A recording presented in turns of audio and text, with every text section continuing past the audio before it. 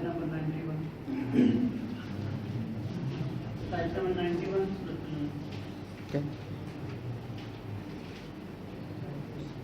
أعوذ بالله من الشيطان الرجيم. بسم الله الرحمن الرحيم. وما قدر الله حق قدره إذ قالوا ما أنزل الله على بشر من شيء قل من أنزل الكتاب الذي جاء به موسى نورا وهدى للناس تجعلونه قراطيس تبدونها وتخفون كثيرا وعلمتم ما لم تعلموا أنتم ولا آباؤكم قل الله ثم ذرهم في خوضهم يلعبون وهذا كتاب أنزلناه مبارك مصدق الذي بين يديه ولتنذر أم القرى ومن حولها والذين يؤمنون بالآخرة يؤمنون به وهم على صلاتهم يحافظون ومن أظلم ممن افترى على الله كذبا أو قال أوحي إلي ولم يوحى إليه شيء ومن قال سأنزل مثل ما أنزل الله ولو ترى إذ الظالمون في غمرات الموت والملائكة باسطوا أيديهم أخرجوا أنفسكم اليوم تجزون عذاب الهون بما كنتم تقولون على الله غير الحق وكنتم عن آياته تستكبرون ولقد جئتمونا فرادا كما خلقناكم أول مرة وتركتم ما خولناكم وراء ظهوركم وما نرى معكم شفعاءكم الذين زعمتم أنهم فيكم شركاء لقد تقطع بينكم وضل عنكم ما كنتم تزعمون.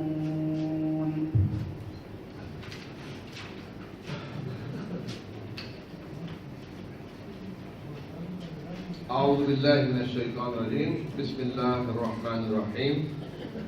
رات کو آیت نمبر 67 تک اس کا ترجمہ اور تشریح ہوئی تھی، تو وہاں سے 68 سے ہم شروع کرتے ہیں کہ نبی صلی اللہ علیہ وسلم کو مخاطب کر کے اور آپ کے ذریعے مسلمانوں کو ہدایت دی جا رہی ہے کہ جب آپ ان لوگوں کو دیکھیں کہ جو ہماری آیات میں میخیں نکال رہے ہیں، آیات کا اللہ کے آیات کا انکار مذاق اڑا رہے ہیں، تو ان سے اعراض کریں، منہ پھیر لیں، یہاں تک کہ وہ کسی اور بات میں مشغول ہو جائیں.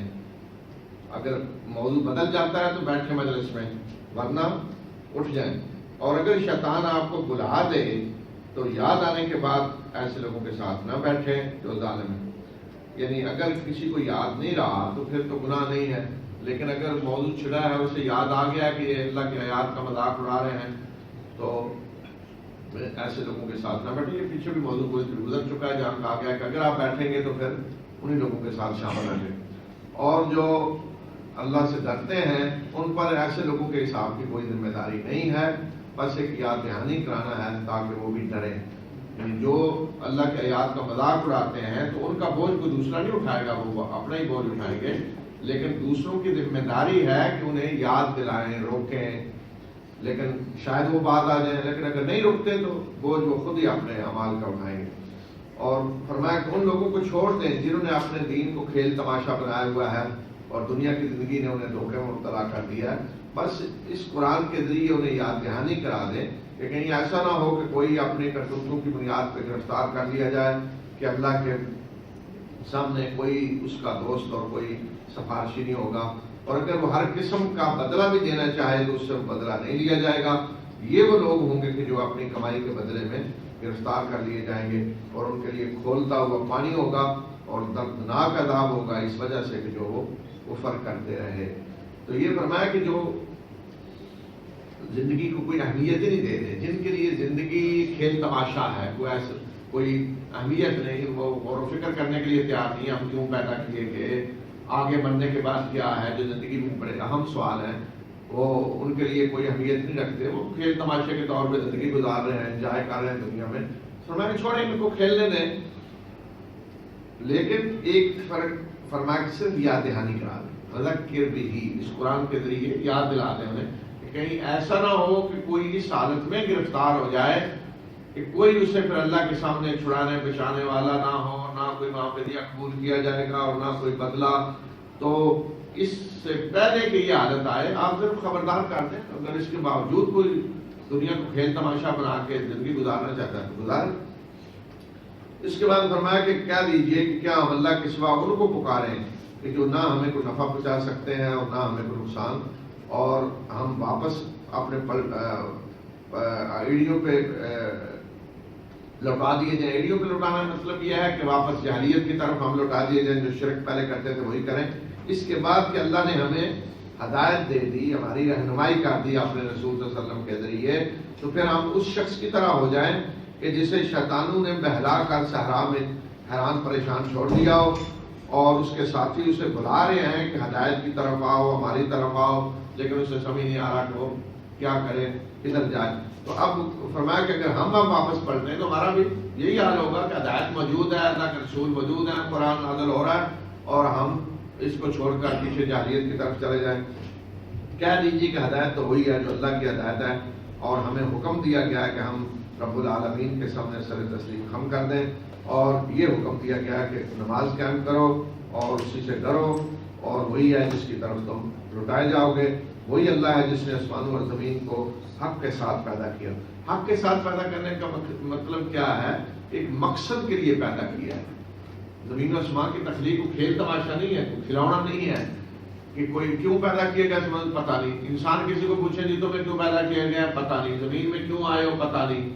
تو یہ اس طرح نہیں ہے کہ کائنات بغیر مقصد کے بنی ہے. فرمایا کہ حق کے ساتھ ایک مقصد کے لیے حکمت کے تحت بنایا گیا ہے سب کچھ. اور جس روز اللہ کہے گا قیامت کو کہ ہو جا تو وہ ہو جائے گی. یوم یقول کن, ایک آرڈر ہے اللہ کا, اس نے آرڈر دینا ہے تو قیامت برپا ہو جائے گی, اور اس کا فرمان حق ہے, اور اسی کی بادشاہی ہوگی جس روز سور پھونکا جائے گا. وہ غیب اور ظاہر کو جاننے والا ہے, اور وہ حکیم اور باخبر ہے. اب آگے حضرت ابراہیم کا واقعہ آ رہا ہے, اور اس وقت کو یاد کرو جب ابراہیم نے اپنے باپ سے کہا کہ کیا آپ نے بتوں کو معبود بنایا ہوا ہے. الہ کی جمع آلیہ, سرم کی جمع اسلام, یعنی ایک نہیں بہت سارے بتوں کو آپ نے معبود بنایا, یہ بھی معبود, یہ بھی, یہ بھی, یہ بھی. میں تو آپ کو اور آپ کی قوم کو واضح گمراہی میں مبتلا دیکھ رہا ہوں. اور اسی طرح ہم ابراہیم کو دکھا رہے تھے آسمان و زمین کی سلطنت, اور تاکہ وہ یقین کرنے والوں میں سے ہو جائے. اور جب اس پہ اندھیرا چھا گیا, رات چھا گئی, تو ابراہیم نے ایک ستارے کو دیکھا اور کہا کہ یہ میرا رب ہے. اور پھر جب وہ غروب ہو گیا تو کہا کہ میں غروب ہونے والوں کو پسند نہیں کرتا. اور جب اس نے چاند کو دیکھا چمکتے ہوئے تو کہا کہ یہ میرا رب ہے. اور جب وہ غروب ہو گیا تو کہا کہ اگر میرے رب نے میری رہنمائی رکھی تو میں گمراہوں میں سے ہو جاؤں گا. اور پھر جب اس نے سورج کو چمکتے ہوئے دیکھا تو کہا کہ یہ میرا رب ہے, یہ تو زیادہ بڑا ہے, سب سے بڑا ہے. اور جب وہ بھی غروب ہو گیا تو کہا کہ میری قوم جن کو تم شریک ٹھہراتے ہو, جن کو تم نے اللہ کا شریک ٹھہرایا ہوا ہے, میں ان سے بری ہوں. میں نے تو اپنا رخ یکسو ہو کر اس ہستی کی طرف موڑ دیا جس نے آسمانوں اور زمین کو پیدا کیا ہے, اور میں مشرکوں میں سے نہیں ہوں. اور اس کی قوم نے اس سے بحث کی. ابراہیم نے کہا کہ کیا تم اللہ کے بارے میں مجھ سے بحث کرتے ہو, حالانکہ وہ میری رہنمائی کر چکا ہے, اور میں ان سے نہیں ڈرتا جن کو تم اللہ کے ساتھ شریک ٹھہراتے ہو, الا یہ کہ میرا رب کچھ چاہے. میرے رب کا علم ہر چیز پہ وسیع ہے, کیا تم نصیحت نہیں حاصل کرتے. اور میں کیسے ان سے ڈروں جن کو تم نے شریک ٹھہرایا ہوا ہے, حالانکہ تم اس بات سے نہیں ڈرتے کہ تم نے اللہ کے ساتھ ان کو شریک ٹھہرایا ہوا ہے کہ جن کی اس نے کوئی سند تم پہ نازل نہیں کی. تو کون سا گروہ ہے جو امن و سلامتی کا زیادہ حقدار ہے؟ اگر تم جانتے ہو, وہ لوگ جو ایمان لائے اور جنہوں نے اپنے ایمان کو ظلم سے آلودہ نہیں کیا, یعنی شرک سے, وہ امن کے حقدار ہیں اور وہی ہدایت یافتہ ہیں. یہ تھی ہماری حجت جو ہم نے ابراہیم کو دی اس کی قوم کے مقابلے میں, اور جس کے ہم چاہتے ہیں درجات بلند کرتے ہیں. بے شک تیرا رب دانا اور علم رکھنے والا ہے. تو یہ جو حضرت ابراہیم نے ستارے کو دیکھا, چاند کو, یہ مطلب نہیں کہ انہیں واقعی پتہ نہیں تھا, پہلے کہہ رہے ہیں یہ رب ہو سکتا ہے. اللہ کے انبیاء تو پہلے سے صحیح فطرت سلیمہ پہ ہوتے ہیں. یہ حضرت ابراہیم کا اسی طرح کا واقعہ ہے جس طرح آگے آ رہا ہے کہ قوم کے بتوں کو انہوں نے ایک بتوں کو توڑا اور ایک کو چھوڑ دیا. تو جب انہوں نے کہا کس نے توڑے ہیں تو فرمایا کہ پوچھ لیں. تو حضرت ابراہیم کی قوم ستارہ پرست, سورج کو پوجتے, ستاروں کو پوجتے, چاند کو. تو اس لیے حضرت ابراہیم نے ایک ایک کر کے, جیسے اس کا مطلب یہ کہ قوم کہیں بیٹھی ہوئی تھی تو حضرت ابراہیم نے کہا اچھا جی یہ ستارہ, یہ رب ہے, یہ ہمارا. اچھا ٹھیک. تھوڑی دیر بعد یہ رب صاحب تو غائب ہو گئے. غائب ہونے والوں کو پسند کرتا ہے, رب صاحب ہی غائب ہے تو یہ کیسے رب ہے. دوسرے دن جی چاند ذرا بڑا اچھا یہ رب ہے، ٹھیک، اب وہ بھی رب سب غیر. تو پھر قوم کے سامنے کہا کہ اگر یہ بھی غیر ہے تو پھر اللہ ہی ہے جو میری رہنمائی کرے گی. اس نے رہنمائی نہ کی تو میں تو تمہارے جیسا گمراہ ہو جاؤں. تو پھر تیسرے دن سورج، اور اس کو دیکھے گا اچھا یہ رب ہے، یہ تو ہے سب سے بڑا ہے، اچھا یہ اس کا مطلب سب سے بڑا رب ہے. اب وہ بھی غیر. تو پھر انہوں نے قوم کے سامنے کہا کہ اگر یہ تمہارے رب ہیں، یہ کون ستارہ جو ڈوب گیا، چاند جو ڈوب گیا، سورج جو ڈوب گیا، تو اگر یہ تمہارے سارے ڈوبنے والے رب ہیں، جس کا مطلب ہے ان میں تو حکمرانی کسی اور کی ہے، یہ تو کسی اور کے حکم سے چل رہے ہیں. تو اس لیے انہوں نے اعلان کر دیا کہ ان سب سے میں برات کا اعلان کرتا ہوں. جو تم نے رب بنائے ہوئے ان میں سے کوئی میرا رب نہیں ہے، بلکہ میرا رب تو وہ ہے جس نے آسمان و زمین کو پیدا کیا ہے. میں تو صرف اور صرف اسی کی عبادت کروں گا.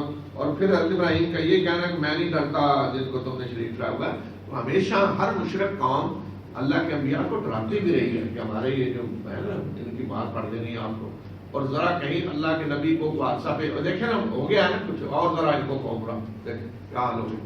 تو اس لیے حضرت ابراہیم نے کہا کہ میں نہیں ڈرتا ان سے جن سے تم ڈرا رہے ہو نا مجھے، ان کی کو مار پڑ جائے گی، کوئی ان کی بد دعا لگ جائے گی، میں نہیں ڈرتا. اور پھر ڈرنا تو تمہیں چاہیے، تم اتنی بڑی بغاوت کر رہے ہو کہ اللہ کے ساتھ ان کو شریک ٹھہرا رہے ہو جن کی اللہ نے کوئی سند نہیں نازل کی. تو مجرم تو تم ہو، ڈرنا تو تمہیں چاہیے، تو تم مجھے الٹا ڈرا رہے ہو. اور پھر فرمایا کہ پتہ چل جائے گا کون ہے جس کو امن حاصل ہے، تم یا میں. ڈرنا کس کو چاہیے اور سزا کس کو ملے گی، تمہیں کہ مجھے. تو پھر اللہ تعالیٰ فرما رہے ہیں کہ امن کن کے لیے ہے؟ جو ایمان لائے اور جنہوں نے اپنے ایمان کو شرک سے، ظلم سے مراد یہ شرک ہے، شرک سے آلودہ نہیں کیا، ان کے لیے امن ہے. یعنی انہیں کوئی خوف اور غم نہیں ہوگا، وہ آخرت میں جنت میں داخل ہوں گے اور وہ ہدایت یافتہ ہیں. پھر حضرت ابراہیم کے آگے بتایا کس طرح ہم نے ان پہ انعامات کیے اور انہیں اولاد دی. اور ہم نے ابراہیم کو اسحاق یعقوب عطا کیے اور ہر ایک کو کی ہم نے رہنمائی کی، انہوں نے نبوت عطا کی. اور نوح کی بھی ہم نے اس سے پہلے رہنمائی کی، اور اسی کی اولاد میں سے ہیں داؤد اور سلیمان اور ایوب اور یوسف اور موسیٰ اور ہارون، ان کی بھی ہم نے رہنمائی کی. اور اسی طرح ہم نیکوکاروں کو بدلہ دیتے ہیں. اور زکریا، یحییٰ، عیسیٰ اور الیاس کی بھی ہم نے رہنمائی کی، اور ہر ایک یہ سب صالحین میں سے تھے. اور اسماعیل اور الیسع اور یونس اور لوط، ہر ایک کو ہم نے تمام جہاں والوں پہ فضیلت دی. اور ان کے آباء و اجداد اور ان کی اولادوں اور ان کے بھائی بندوں کو ہم نے چن لیا اور ان کی رہنمائی کی سیدھے راستے کی طرف. یہ اللہ کی ہدایت ہے، وہ جس کو چاہتا ہے اپنے بندوں میں سے اس ہدایت سے نوازتا ہے. اور اگر یہ شرک کرتے کون، یہ سارے انبیاء جن کا اوپر ذکر ہوا، اگر یہ لوگ بھی شرک کرتے تو ان کے سارے وہ اعمال ضائع ہو جاتے جو یہ کیا کرتے تھے. یعنی یہ اللہ کے نبی بلند مرتبے والے، اتنا مقام مرتبہ رکھنے والے، اگر یہ بھی شرک کرتے تو جو اعمال ان نے کیے تھے سب ان کے اعمال ضائع ہو جاتے. تو یہاں الیاس کا ذکر، حضرت الیاس شام کے علاقے میں تھے. بال بت تھا بہت بڑا اس علاقے میں، آج شہر بھی ہے بال بک اسی بت کے نام پہ. یہ بال اتنا بڑا بت تھا کہ، اور بال اس معنی میں ہے داتا کے معنی میں، داتا دینے والا، سرپرست اس معنی میں. بال خامد کو بھی کہتے ہیں عربی میں. تو اس بت کی بڑی پوجا کی جاتی تھی. اور بنی اسرائیل بھی مصر میں فلسطین میں جب آئے تو وہ بھی اس کی پوجا میں لگ گئے، شرک میں جب مبتلا ہوئے. تو حضرت الیاس اس علاقے میں تھا. ان کی قوم جو تھی وہ بال بت کو پوجنے والی تھی. اور الیاسا جو ہے یہ حضرت الیاس ہی کے خلیفہ تھے، ان کے بعد ان کو بھی نبوت ملی. یہ وہ لوگ ہیں کہ جن کو ہم نے کتاب اور حکم اور نبوت عطا کی.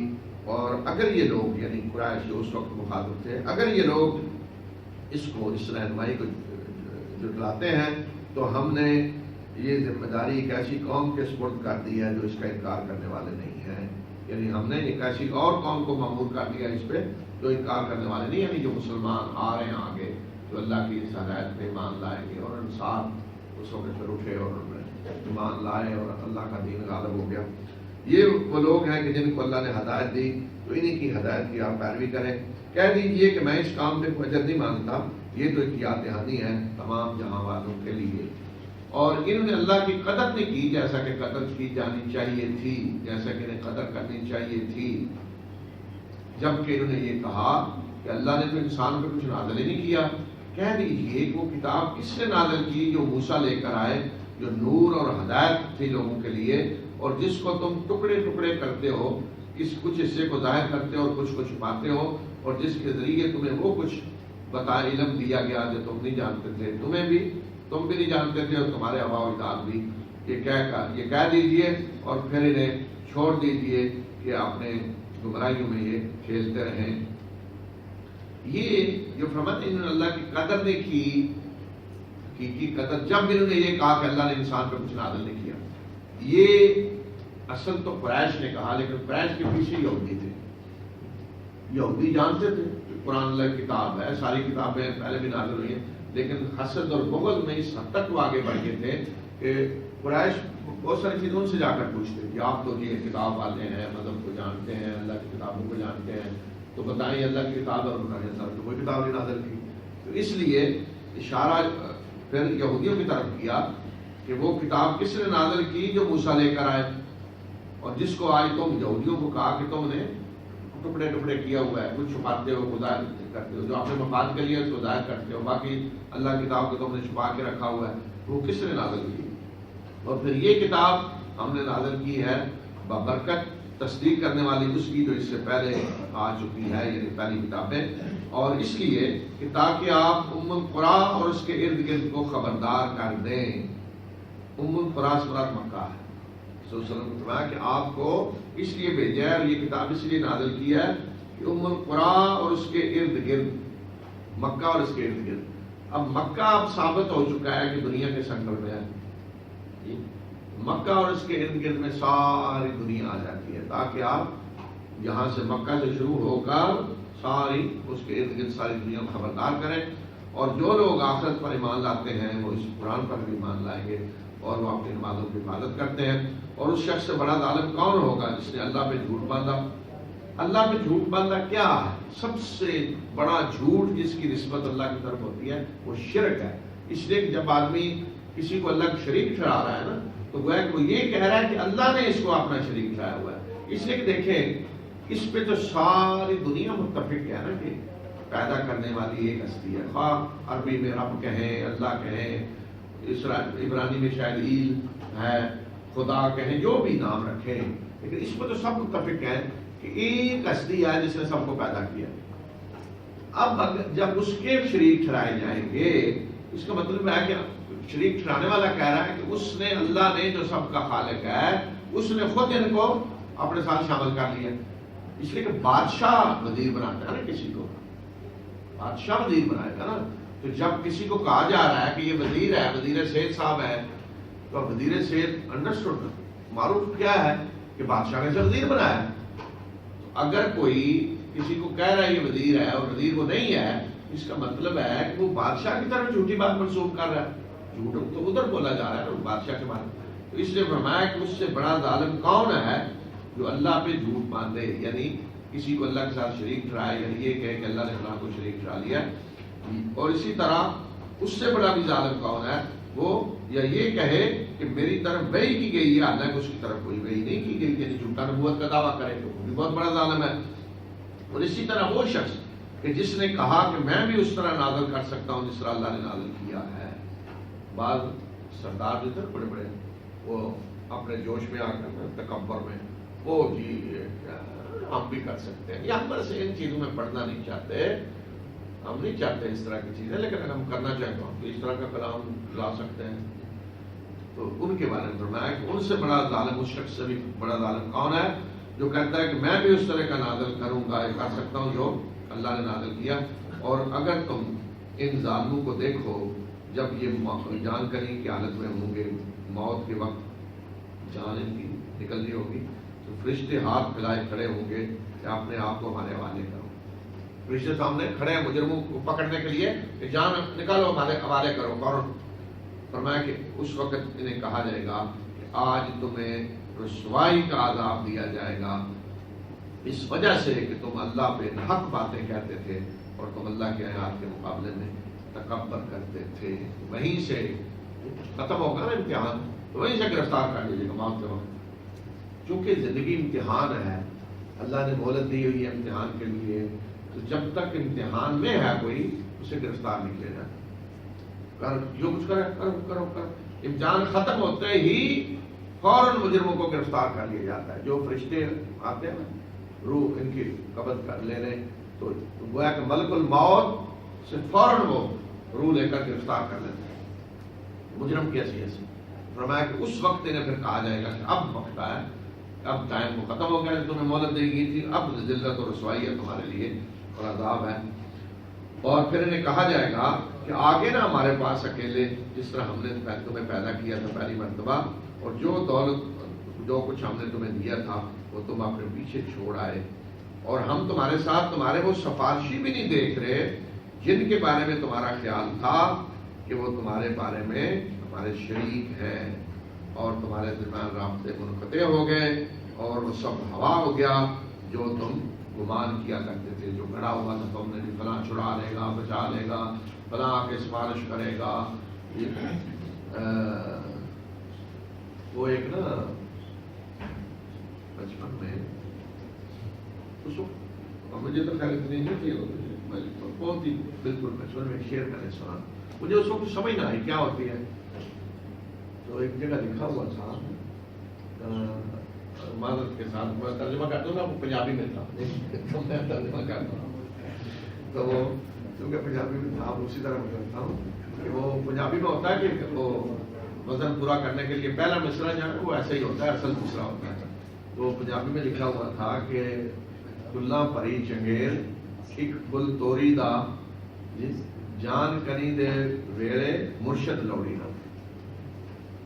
اس کا معنی یہ ہے کہ وہ ایک رات میں یا اس میں پلیٹ میں پھول ہو جس میں ایک توری کا پھول ہو, وہ وزن پورا کرنے کے لیے. تو مطلب یہ ہے کہ وہ کہہ رہے ہیں کہ جب جان نکل رہی ہو تو مرشد کی اس وقت ضرورت, مرشد اس وقت کام آئے گا, پیر صاحب اس وقت آگے بچا لیں گے آپ کو بس. تو اس وقت کو ڈرنے کی ضرورت نہیں کہ جب آپ نے انشورنس کرا دی ہے, پیر صاحب نے اپنا کام, آپ اپنے فیس دے رہے ہیں, کوئی مسئلہ نہیں, ہر سال فیس دے رہے ہیں, تو پھر آپ کو ڈرنے کی ضرورت نہیں.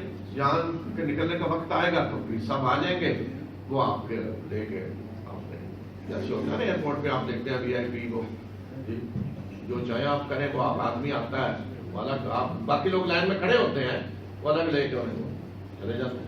تو یہ اس طرح کی تسلیاں ہیں جو دی جاتی ہیں. تو اللہ تعالیٰ فرما رہے ہیں کہ نہیں ایسے نہیں ہوگا. اس وقت وہ کہیں نظر نہیں آئیں گے جن کے بارے میں نا یہ کر لیں گے وہ کریں گے. اللہ تعالیٰ فرمائے وہ کدھر ہیں بھائی, نظر نہیں آ رہے, کدھر گئے وہ, ادھر ادھر دیکھو کہیں آئے کہیں نہیں. آج فرمایا سارے رابطے منقطع, اس لیے وہ خود اپنی فکر انہیں پڑی ہوگی. تو فرمایا جو کچھ انہوں نے وہ سمجھا ہوا تھا, پڑھا ہوا تھا, وہ سب گم ہو گیا, ختم ہو گیا, ہوا ہو گیا سارا. إن الله فالق الحب والنوى يخرج الحي من الميت ومخرج الميت من الحي ذلكم الله فأنى تؤفكون. فالق الإصباح وجعل الليل سكنا والشمس والقمر حسبانا ذلك تقدير العزيز العليم. وهو الذي جعل لكم النجوم لتهتدوا بها في ظلمات البر والبحر قد فصلنا الآيات لقوم يعلمون. وهو الذي أنشأكم من نفس واحدة فمستقر ومستودع قد فصلنا الآيات لقوم يفقهون. وهو الذي أنزل من السماء ماء فأخرجنا به نبات كل شيء فأخرجنا منه خضرا نخرج منه حبا متراكبا ومن النخل من طلعها قنوان دانية وجنات من أعناب والزيتون والرمان مشتبها وغير متشابه انظروا إلى ثمره إذا أثمر وينعه إن في ذلكم آيات لقوم يؤمنون. وجعلوا لله شركاء الجن وخلقهم وخرقوا له بنين وبنات بغير علم سبحانه وتعالى عما يصفون. بديع السماوات والأرض أنى يكون له ولد ولم تكن له صاحبة وخلق كل شيء وهو بكل شيء عليم. ذلكم الله ربكم لا إله إلا هو خالق كل شيء فاعبدوه وهو على كل شيء وكيل. لا تدركه الأبصار وهو يدرك الأبصار وهو اللطيف الخبير. قد جاءكم بصائر من ربكم فمن أبصر فلنفسه ومن عمي فعليها وما أنا عليكم بحفيظ. حفيظ وكذلك نصرف الآيات وليقولوا درست ولنبينه لقوم يعلمون اتبع ما أوحي إليك من ربك لا إله إلا هو وأعرض عن المشركين ولو شاء الله ما أشركوا وما جعلناك عليهم حفيظا وما أنت عليهم بوكيل ولا تسبوا الذين يدعون من دون الله فيسبوا الله عدوا بغير علم كذلك زينا لكل أمة عملهم ثم إلى ربهم مرجعهم فينبئهم بما كانوا يعملون وأقسموا بالله جهد أيمانهم لئن جاءتهم آية ليؤمنن بها قل إنما الآيات عند الله وما يشعركم أنها إذا جاءت لا يؤمنون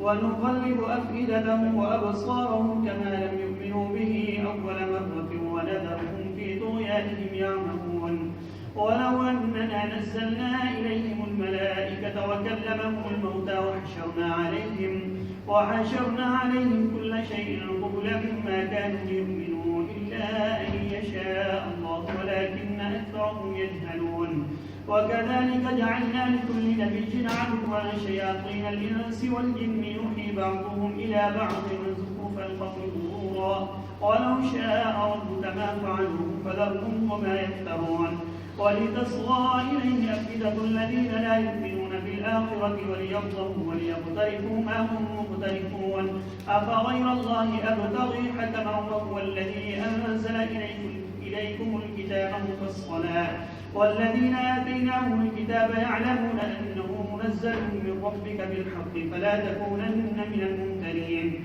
وتمت كلمة ربك صدقا وعدلا لا مبدل لكلماته وهو السميع العليم وإن تطع أكثر من في الأرض يضلوك عن سبيل الله إن يتبعون إلا الظن وإن هم إلا يخرصون إن ربك هو أعلم من يضل عن سبيله وهو أعلم بالمهتدين فكلوا مما ذكر اسم الله عليه إن كنتم بآياته مؤمنين وما لكم ألا تأكلوا مما ذكر اسم الله عليه وقد فصل لكم ما حرم عليكم إلا ما اضطررتم إليه وإن كثيرا ليضلون بأهوائهم بغير علم إن ربك هو أعلم بالمعتدين وذروا ظاهر الإثم وباطنه إن الذين يكسبون الإثم سيجزون بما كانوا يقترفون ولا تأكلوا مما لم يذكر اسم الله عليه وإنه لفسق وإن الشياطين ليوحون إلى أوليائهم ليجادلوكم وإن أطعتموهم إنكم لمشركون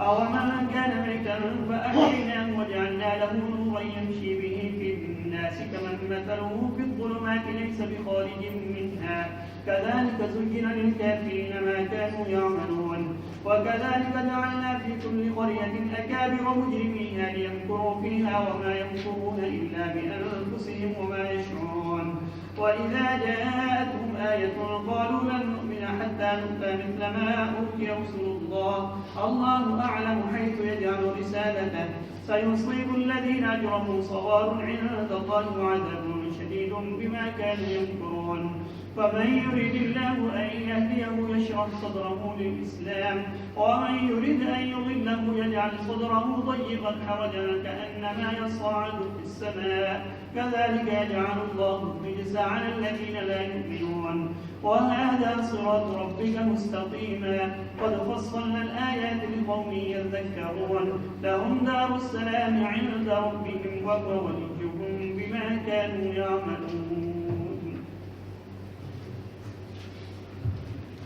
बिस्मिल्लाहिर्रहमानिर्रहीम बेशक अल्लाह दाने और गुठली को फाड़ने वाला है यानी दाने और गुठली को अल्लाह फाड़ता है तो उससे पौधा उगता है फसल उगती है और अगर दाने और गुठली को ना फाड़े तो तुम दो चाव कर लो कोई फसल नहीं उग सकती तो किस तरह अल्लाह फाड़ता है उसको ये अल्लाह की कुदरत की जिस पे और होना चाहिए अल्लाह की निशानियों में से है वही है जो जिंदा को मुर्दा से निकालता है और मुर्दा को जिंदा से निकालने वाला है ये अल्लाह तुम कहाँ बैठ के कर रहे हो कहाँ ऊंधे मुंह कर रहे हो कहाँ तुम्हारी मत मारी गई है यानी जिस अल्लाह ने ये सब कुछ किया है जो ये कर रहा है उसको छोड़कर तुम किधर जा रहे हो वो सुबह को नमूदार करने वाला है उसी ने रात को सुकून के लिए बनाया और सूरज और चांद का एक हिसाब मुकर्रर किया یہ ہے پلاننگ اس ہستی کی جو زبردست اور عظیم ہے. یعنی سورج اور چاند کے لیے اس نے باقاعدہ ایک حساب مقرر کر دیا ہے، اس کے مطابق وہ چل رہے ہیں، ذرہ برابر اس میں کوئی کمی بیشی نہیں ہو سکتی. یعنی آج آپ دیکھیں کہ آج سے کوئی کروڑوں سال بعد بھی بتا سکتا ہے کہ اتنے کروڑ سال بعد سورج فلاں دن فلاں وقت طلوع ہوگا اور غروب ہوگا. ایسے ہی ہے نا. یہ کس نے پلاننگ یہ کر دی ہے کہ جس میں ذرا برابر ایک سیکنڈ کا فرق نہیں ہو سکتا. اصل یہ نہیں کہ آج بتانے والے ایک بڑی بات ہے، اصل تو یہ ہے کہ جس نے نظام بنا دیا ہے. جیسے آپ کہہ رہے ہیں کوئی مثلا ایئر لائن ہے یا ٹرین ہے تو بالکل آپ کہیں جی 10 سال بعد فلاں ٹرین فلاں جگہ فلاں اسٹیشن پہ اتنے منٹ اتنے سیکنڈ پہ آئے گی. تو یہ کس کی تعریف کس کی ہو رہی ہے؟ اس نظام کی کہ وہ اتنا زبردست ہے اس میں ذرا برابر کوئی کمی بیشی نہیں ہو سکتی کہ آپ آرام سے 10 سال بعد کبھی بتا سکتے ہیں. تو یہ ہے فرمایا کہ پلاننگ اس ہستی کی جو زبردست بھی ہے اور جاننے والا بھی ہے. اگر جاننے والا نہ ہو تو پھر بھی یہ پلاننگ نہیں ہو سکتی، غلطی ہو سکتی ہے. اور اگر جاننے والا زبردست نہیں ہے یعنی اس کے پاس وسائل طاقت نہیں ہے تو پھر بھی یہ نہیں ہو سکتا. تو لہذا یہ دلیل ہے اس بات کی کہ اللہ زبردست بھی ہے اور علم بھی رکھنے والا ہے. اور وہی ہے کہ اس نے تمہارے لیے ستاروں کو بنایا ہے تاکہ تم خشکی اور سمندر کی تاریکیوں میں ان سے رہنمائی حاصل کرو، یعنی ان سے تمہیں راستہ معلوم ہو. ہم نے اپنی آیات تفصیل سے بیان کر دی ان لوگوں کے لیے جو جاننا چاہتے ہیں. اور وہ اللہ ہی ہے کہ جس نے تمہیں ایک جان سے پیدا کیا تو پھر اس کا ایک مستقر ہے اور ایک سب کو حوالے کی جانے کی جگہ. یعنی ایک تو مستقل جگہ ہے جہاں کسی نے رہنا ہے، اور ایک ہے کہ جہاں اسے تھوڑی دیر حوالے کر دیا جائے گا، جیسے دفن کر دیا جاتا ہے. مستودع آدمی کہتے ہیں اسٹور، مستودع میں تھوڑی دیر چیز رکھی جاتی ہے. تو قبر کو ہے کہ ایک مستودع ہے جہاں اسے رکھا جائے گا، پھر اصل جگہ ٹھکانا آئے گا. اس طرح ہم نے اپنی آیات تفصیل سے بیان کر دی ان لوگوں کے لیے جو سمجھنا چاہتے ہیں. اور وہ اللہ ہی ہے جس نے آسمان سے پانی نازل کیا اور پھر اس سے ہر قسم کی نباتات اگائیں، اور اسی سے وہ سبز شاخ نکالتا ہے کہ جس سے پھر تہ بتہ بنے ہوئے دانے ہم نکالتے ہیں. اور کھجور کے شگوفوں میں سے اس کے گچھے جو بھرے ہوئے ہوتے ہیں، لٹکے ہوئے ہوتے ہیں. اور انگوروں اور زیتون اور انار کے باغ جو ایک جیسے بھی ہوتے ہیں، ایک دوسرے سے ملتے جلتے بھی ہوتے ہیں اور الگ الگ بھی ہوتے ہیں. یعنی ایک شکل ایک جیسی بھی ہوتی ہیں، الگ الگ بھی ہوتی ہیں. دیکھو ان کے پھل کی طرف جب یہ پھل دیتے ہیں اور جب یہ پکتے ہیں، بے شک اس میں بڑی نشانیاں ان لوگوں کے لیے جو ایمان لاتے ہیں.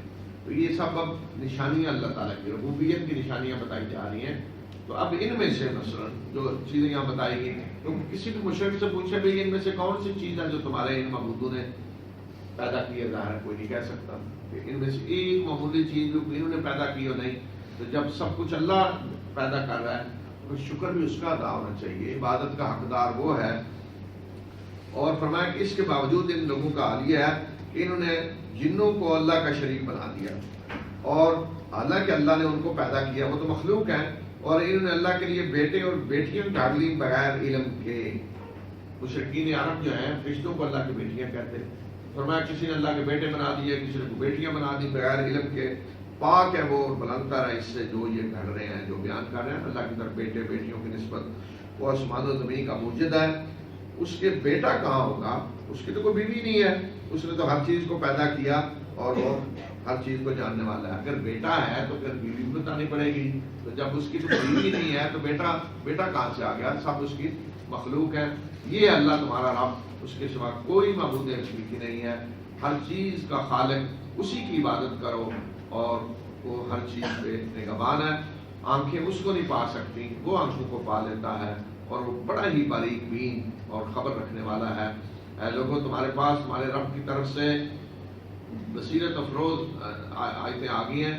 تو جس نے آنکھیں کھولی تو یہ اسی کے لیے مفید ہے، اور جو اندھا بن رہا تو اس کا وبال اسی پہ ہوگا. میں تم پہ کوئی نگہبان نہیں ہوں. میں کوئی دروگا بن کے نہیں آیا ہوا کہ تمہارا حساب میں نے دینا ہے. جو پوچھا جائے گا جی اندھے بنے ہوئے ہیں، کیوں بنے ہوئے ہیں؟ میں نے تو دعوت پہنچا دی بس.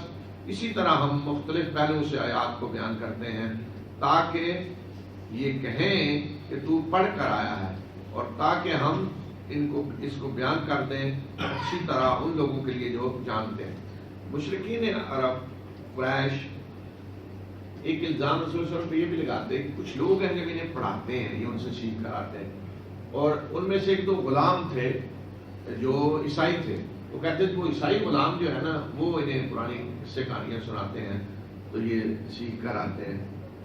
تو اس لیے فرمایا کہ ہم یہ جو مختلف طریقوں سے آیات بیان کر رہے ہیں نا، تو اس کی حکمتیں یہ ہیں تاکہ اچھی طرح لوگ سمجھیں، جو جاننا چاہتے ہیں جان لیں.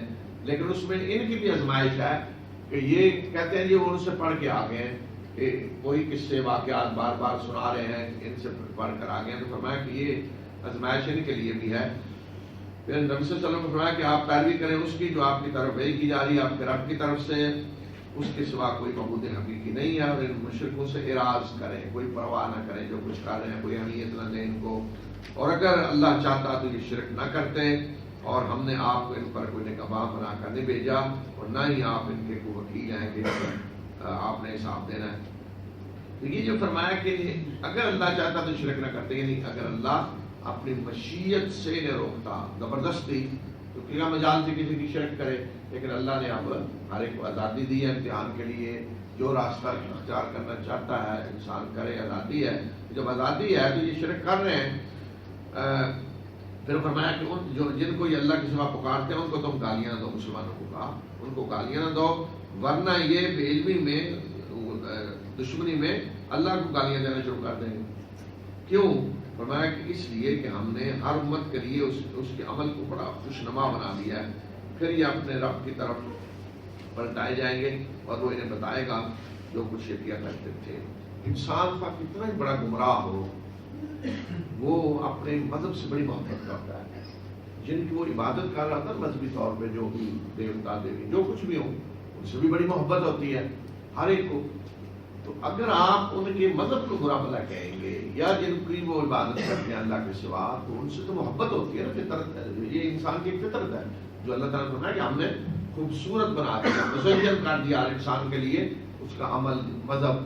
تو اگر ان کو آپ گالیاں دیں گے تو وہ پھر آپ کے مذہب اور اللہ کو گالیاں دینا شروع کر دیں گے، جہالت میں، بیوقوفی میں، ضد میں آ کر.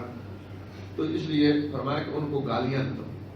کسی کو سمجھانے کا یہ طریقہ نہیں ہے کہ آپ اس کے مذہب کو برا بنا کہیں. اسلام یہ نہیں کہتا. عقل سے بات کریں، دلیل سے بات کریں، محبت سے، نصیحت سے، حکمت سے. یہ طریقہ ہوتا ہے. کسی کو گالیاں دینا شروع کر دیں کیا فائدہ ہوگا؟ وہ اور زیادہ ضد میں آ جائے گا. اور ضد میں آتے ہیں لوگ، اس طرح تو کوئی نہیں سنتا، بلکہ محبت سے، پیار سے. اور وہ بھی دیکھیں کہ موقع مناسب کون سا ہے بات کرنے میں. ایک آدمی غصے میں ہے، آپ سے جھگڑ رہا ہے، تو اس وقت تو اثر ہی نہیں ہوگا. جب آدمی ٹھنڈا ہو اس وقت کسی کو سمجھائیں. اور یہ اللہ کے نام کی بڑی مضبوط قسمیں کھا کر کہتے ہیں کہ اگر ان کے پاس کوئی نشانی آئی تو ضرور اس پہ ایمان لائیں گے. یعنی قریش نشانی سے مراد یہاں معجزہ، بڑا معجزہ حاضر بالکل تیار بیٹھے ہیں ایمان لانے کے لیے. فرمایا کہ بے شک نشانیاں تو اللہ کے پاس ہیں، نشانی تو کمی نہیں ہے، لیکن تمہیں کیا پتا کہ جب وہ نشانی آ گیا لیکن یہ مان لے آئے. فرمایا کہ آپ کیا نہیں جانتے، یہ نہیں مان لائیں گے. نشانی آ بھی جائے تو نہیں مانیں گے. ہم ان کے دلوں اور آنکھوں کو پھیرتے ہیں اسی طرح کہ جس طرح یہ پہلی مرتبہ ایمان نہیں لائے، اور ہم ان کو اسی سرکشی میں بہکنے کے لیے چھوڑ دیتے ہیں، کسی سرکشی میں بہک کریں. تو جو پہلی دفعہ فرمایا کہ ایمان نہیں لائے تو اب یہ ایمان نہیں لائیں گے. انسان کا مطلب بڑا عجیب ہوتا ہے. حالانکہ ہونا تو نہیں ایسے چاہیے. اللہ نے انسان کو بڑی عقل، سوچنے سمجھنے کی صلاحیتیں دی ہیں، اپنی مخلوق میں اسے بڑا افضل بنایا ہے. لیکن بعض معاملہ بڑا عجیب ہوتا ہے کہ بعض دفعہ انسان سامنے فوراً کوئی چیز آتا ہی نہیں، ایک دفعہ انکار کر دیا، کسی وجہ سے نہیں مانا، انکار کر دیا. اچھا دوبارہ آپ کو شرم اب جی کیسے میں مانوں، میں تو ایک دفعہ انکار کر چکا ہوں، اب میں کیسے مانوں، لوگ کیا کہیں گے جی میں تو انکار. تو اب وہ ایک دفعہ انکار کر کے پھر اس چیز کے اپنے اس انکار کو صحیح ثابت کرنے کی فکر میں لگ جاتا ہے. جو میں نے انکار کیا وہ کیوں صحیح ہے، اور دلیلیں دے گا، اور زیادہ گمراہی میں جائے گا. اور بھائی اگر پہلی دفعہ نہیں سمجھ آئی، انکار کر چکے ہو تو کوئی بات نہیں، دوبارہ غور فکر کر لو. نہیں دوبارہ وہ ضد میں آ جائے گا کہ اب لوگ کیا کہیں گے کہ جی یہ دیکھیں نا یہ پہلے کیا تھا. اور اب تو چونکہ پہلے انکار کر چکے ہیں تو اب اسی انکار پہ ڈٹے رہیں گے اور اس کو دلیلیں دیں گے اور کریں گے اور ضد میں آ جائیں گے. یہ ہے مسئلہ اصل جو مصیبت بنتا ہے اور جس میں لوگ ہدایت سے محروم ہوتے ہیں. حالانکہ انسان کو ہر وقت ہر اچھی بات سننے سمجھنے کے لیے تیار رہنا چاہیے. جو حکمت ہے، رسول اللہ فرماتے کہ حکمت مومن کی گم کردہ چیز ہے، جہاں بھی ملے اس سے حاصل کرو. تو جو حکمت کی بات ہے، اچھی بات ہے، جس کے پاس بھی ہو، دشمن کے پاس ہو، وہ حاصل کرو، سنو، اس کو اپناؤ. اسی طرح کی ایک بات کی پہلے سمجھ نہیں آئی، کسی وجہ سے آدمی نے نہیں مانا جی، تو وہ دوبارہ سوچ لے. اس لیے ہمارے یہاں دیکھا ہے نا، کسی پارٹی کے ساتھ ہے تو خاندانی نسلوں سے چلے آ رہے ہیں، کبھی نہیں دیکھا جو چاہے وہ کرتے رہے، بس ٹھیک ہے جی. وہ تمہارے دادا نے کہہ دیا تھا پارٹی ٹھیک ہے، وہی سیاسی پارٹی ہے، اس کے پروگرام کو دیکھو، کیا دیکھو. وہ مذہبی طور پہ جس کے ساتھ آنکھیں بند کر کے جا رہے ہیں، بھائی غور و فکر کرو کہ کیا ہے، صحیح ہے، چلو چلنا بھی ہے تو وقت سے کام لے کر چلو. تو یہ ہے عجیب معاملہ لوگوں کا کہ ایک دفعہ چل پڑے، دیکھا نہیں کدھر لے جا رہا ہے، کیا کر رہا ہے، جہنم کی طرف ہے جنت کی طرف، کوئی غور و فکر کرنے کی ضرورت نہیں. فرمایا کہ انہی لوگوں کا جو ایمان نہیں لاتے، نشانیاں مانگتے ہیں، تو فرمایا کہ اگر ہم ان کے سامنے فرشتے نازل کر دیں اور مردے آ کر ان سے باتیں کریں اور ہر چیز ان کے سامنے لا کے رکھ دیں تو پھر بھی یہ ایمان نہیں لائیں گے، الا یہ کہ اللہ چاہے، یعنی زبردستی اللہ انہیں مومن بنانا چاہے تو پھر یہ، ورنہ یہ خود ایمان لائیں گے.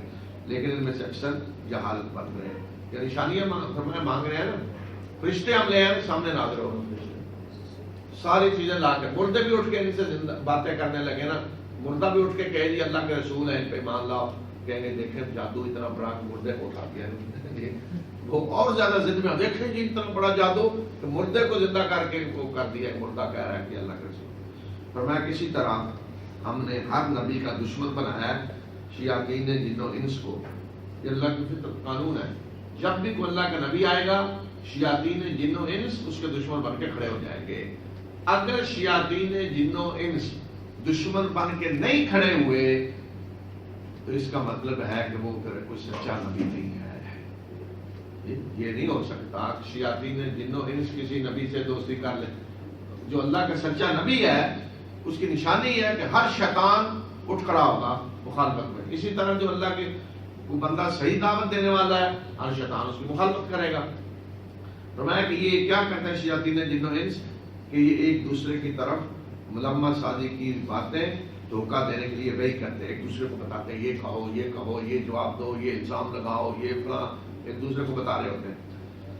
اور فرمایا کہ اگر تیرا رب چاہتا تو یہ نہ کرتے، اللہ چاہتا تو کسی مجال نہیں تھی اللہ کے نبی کے اٹھ کر مخالفت کرے، لیکن اللہ نے خود یہ مہلت دی ہے امتحان کے لیے، آزمائش کے لیے، تاکہ لوگوں کو پرکھا جائے. فرمایا کہ چھوڑ دیں انہیں، کرنے دیں جو کچھ کر رہے ہیں، جو کچھ یہ کر رہے ہیں کرنے دیں انہیں. اور کیوں ہم نے مہلت دی ہے؟ تاکہ ان لوگوں کے دل ان چیزوں کی طرف مائل ہو جو آخرت پر ایمان نہیں رکھتے، تاکہ وہ اس چیز کو پسند کریں اور پھر وہ کرتوت کر لیں جو کرتوت انہوں نے کر رہے ہیں. تو یہ جو ہوتا ہے اللہ کے نبی، اپنے نبی کے خلاف لوگ اٹھتے ہیں، الزام لگاتے ہیں، پراپیگنڈا کرتے ہیں، تو اللہ تعالیٰ فرمایا کہ ہم نے خود مہلت دی ہے، انہیں ڈھیل دی ہے تاکہ لوگوں کو آزمایا جائے کہ لوگ کیا کرتے ہیں، پہچانتے ہیں حق اور باطل کو. تو اس طرح فرمایا کہ جو آخرت پر ایمان نہیں رکھتے ان کے دل انہی چیزوں کی طرف مائل ہوتے ہیں اور بڑے پسند آتے ہیں. تو یہ ان کی آزمائش ہے، امتحان ہے. پھر فرمایا کہ کیا اللہ کو چھوڑ کر میں کسی اور کو فیصلہ کرنے والا تلاش کروں، حالانکہ وہی ہے جس نے تمہاری طرف تفصیل کے ساتھ کتاب نازل کر دی ہے، اور جن کو ہم نے کتاب دی وہ جانتے ہیں کہ یہ نازل کرتا ہے تمہارے رب کی طرف سے حق کے ساتھ، یعنی اہل کتاب پہلے. اور تم شک کرنے والوں میں سے نہ ہو جاؤ، اور تیرے رب کی بات پوری ہوگی سچائی اور عدل کے ساتھ. اس کے فرمانوں کو کوئی بدلنے والا نہیں ہے، اور وہ سننے والا اور جاننے والا ہے. اگر آپ زمین میں جو اکثر لوگ ہیں ان کی بات مانیں گے وہ آپ کو سیدھے راستے سے ہٹا دیں گے. اکثریت کے اگر آپ چلیں گے پیچھے، اکثریت کی بات مانیں گے، اکثریت تو غلط راستے پہ چلنا چاہتی ہے. یہ مطلب نہیں جدھر اکثریت ہے وہ صحیح ہے. حق ممکن ہے، حق پہ ایک آدمی کھڑا ہو وہ حق ہے، اکثریت باطل پہ کھڑی ہے وہ باطل ہے. فرمایا کہ اکثر کی بات مانے تو وہ تو سیدھے راستے سے ہٹا دیں گے. اور یہ اکثریت فرمایا کہ کیا ہے، یہ تو صرف گمان کی پیروی کر رہے ہیں اور اٹکل کے تیر تکے چلا رہے ہیں، ان کے پاس کوئی علم نہیں ہوتا. اور بے شک تیرا رب جانتا ہے اچھی طرح جو اس کے راستے سے بھٹکا ہوا ہے، اور جو ہدایت یافتہ ہے ان کو بھی وہ خوب جانتا ہے. تو آپ کھائیں اس میں سے جس پہ اللہ کا نام لیا گیا ہے، اگر تم اس کے آیات پہ ایمان رکھتے ہو. اچھا یہ آیت جو آگے جو آیات آ رہی ہے نا، یہ مکہ میں اس وقت ایک عجیب پراپوگنڈا شروع ہو گیا جب قرآن نے کچھ چیزوں کے بارے میں بتایا کہ یہ حرام ہے جو یا حلال کی گئی کچھ، تو انہوں نے پراپوگنڈا عجیب شروع کر دیا کہ جو جانور کہتے ہیں جی دیکھیں جو جانور خود مر جاتا ہے تو اللہ نے اسے مارا ہے، اسے یہ کہتے ہیں نہ کھاؤ مردہ، جس سے خود مارتے ہیں اسے کہہ رہے ہیں کھا لو، بڑے عجیب عجیب فلسفے۔ تو اس لیے مسلمانوں کو کہا کہ جس پہ اللہ کا نام لیا گیا ہے اسے تم کھاؤ اگر تم مومن ہو۔ یہ کیسے ہو سکتا ہے ایک چیز اللہ کا نام لے کر ذبح کی پھر بھی تمہیں شک ہے حلال ہے؟ تو یہ خصوصاً اس طرح کے جانور تھے جو پیچھے گزرے ہیں نا، بحیرہ اور صاحبہ اور ہاں، جن کو مقدس بنایا ہوا تھا، ان کو کھا نہیں سکتا، فرمایا کہ یہ حلال جانور ہیں، اللہ کا نام لو اور کھاؤ، اور تمہیں کیا ہو گیا ہے کہ تم اس کو نہ کھاؤ جس پہ اللہ کا نام لیا گیا ہے، حالانکہ جو تم پہ حرام ہے اس نے تفصیل سے تمہیں بتا دیا ہے، الا یہ کہ کوئی مجبور ہو، اور بے شک اکثر لوگ اپنی خواہشات کے ذریعے گمراہ کرتے ہیں بغیر علم کے، اور بے شک تیرا رب اچھی طرح جانتا ہے حد سے تجاوز کرنے والوں کو۔ تو یہ انہی جانوروں کے بارے میں تھا، فرمایا کہ جس پہ اللہ کا نام لیا گیا کیا ہو گیا کہ تم انہیں نہیں کھاتے؟ یہ ایسے ہی ہے جیسے آج کوئی ہندو مسلمان ہو کر آئے اور اس کے سامنے آپ بسم اللہ اللہ اکبر کا ذبح کریں تو بھی جھجک رہا ہو، نہیں کھاتا، نہیں رہنے دے، تو اس کو کہا جائے بھائی جس چیز پہ اللہ کا نام لیا گیا ہے وہ کھاؤ، حلال ہے، اور جو حرام ہے بتا دیا قرآن نے یہ تو حلال ہے، کیوں نہیں کھاتے؟ تو یہی حال اس وقت بعد لوگوں کا تھا، تو جھجک رہے تھے جی یہ تو فلاں وہام اور وہ یہ مقدس ہے، ان کو ذبح کیا جائے کیوں؟ فرمایا کہ گناہ کے ظاہر سے بھی بچو اور باطن سے بھی، بے شک کرتوتوں کی سزا دی جائے گی، اور تم اس چیز کو نہ کھاؤ جس پہ اللہ کا نام نہیں لیا گیا، بے شک وہ فسق ہے، یعنی اللہ کی نافرمانی ہے، اور بے شک شیاطین اپنے دوستوں کی طرف وہی کرتے ہیں تاکہ وہ تم سے بحثیں کریں، اور اگر تم ان کی بات مانو گے تو تم بھی مشرک ہو جائے گے۔ یہ جو طرف وہی کرتے ہیں وہ یہی، وہ کہتے ہیں کہ جس کو تم خود مارتے ہو اس کو کھاتے ہو، اور جس کو اللہ نے مار دیا یعنی مردار اس کو نہیں کھاتے۔ تو یہ بڑا فلسفہ تھا ان کا، وہی جو فرمان بات ہے تاکہ بحث کریں آ کے کہ میں آج ذرا میری بات کا جواب دے نا، کیا کہ جس کو اللہ نے مارا ہے اس کو کیوں نہیں کھاتے؟ اللہ نے مارا ہے نا، جانور مار گیا، اللہ نے نہیں مارا، ہاں اللہ نے مارا، کیوں نہیں کھاتے؟ تم نے جس کو ذبح کیا تم نے مارا ہے وہ کھا لیتے ہو۔ تو یہ بڑی ان کے یہاں اعلیٰ درجے کا فلسفہ تھا۔ فرمایا کہ یہ شیطان ہے جو اس طرح کی وحی کرتے ہیں ایک دوسرے کی طرف، اور یہ چاہتے ہیں کہ تم بھی ان کی بات مانو، اگر تم مانو گے تم بھی مشرک ہو جاؤ گے۔ پھر فرمایا کہ وہ شخص جو مردہ تھا ہم نے اسے زندگی دی اور اسے ایک نور عطا کیا جس کے ذریعے وہ لوگوں کے درمیان چل رہا ہے، اب اس نور کو لے کر کیا وہ اس شخص کی طرح ہے جو اندھیروں میں بھٹک رہا ہے اور ان سے نکلنے والا نہیں ہے؟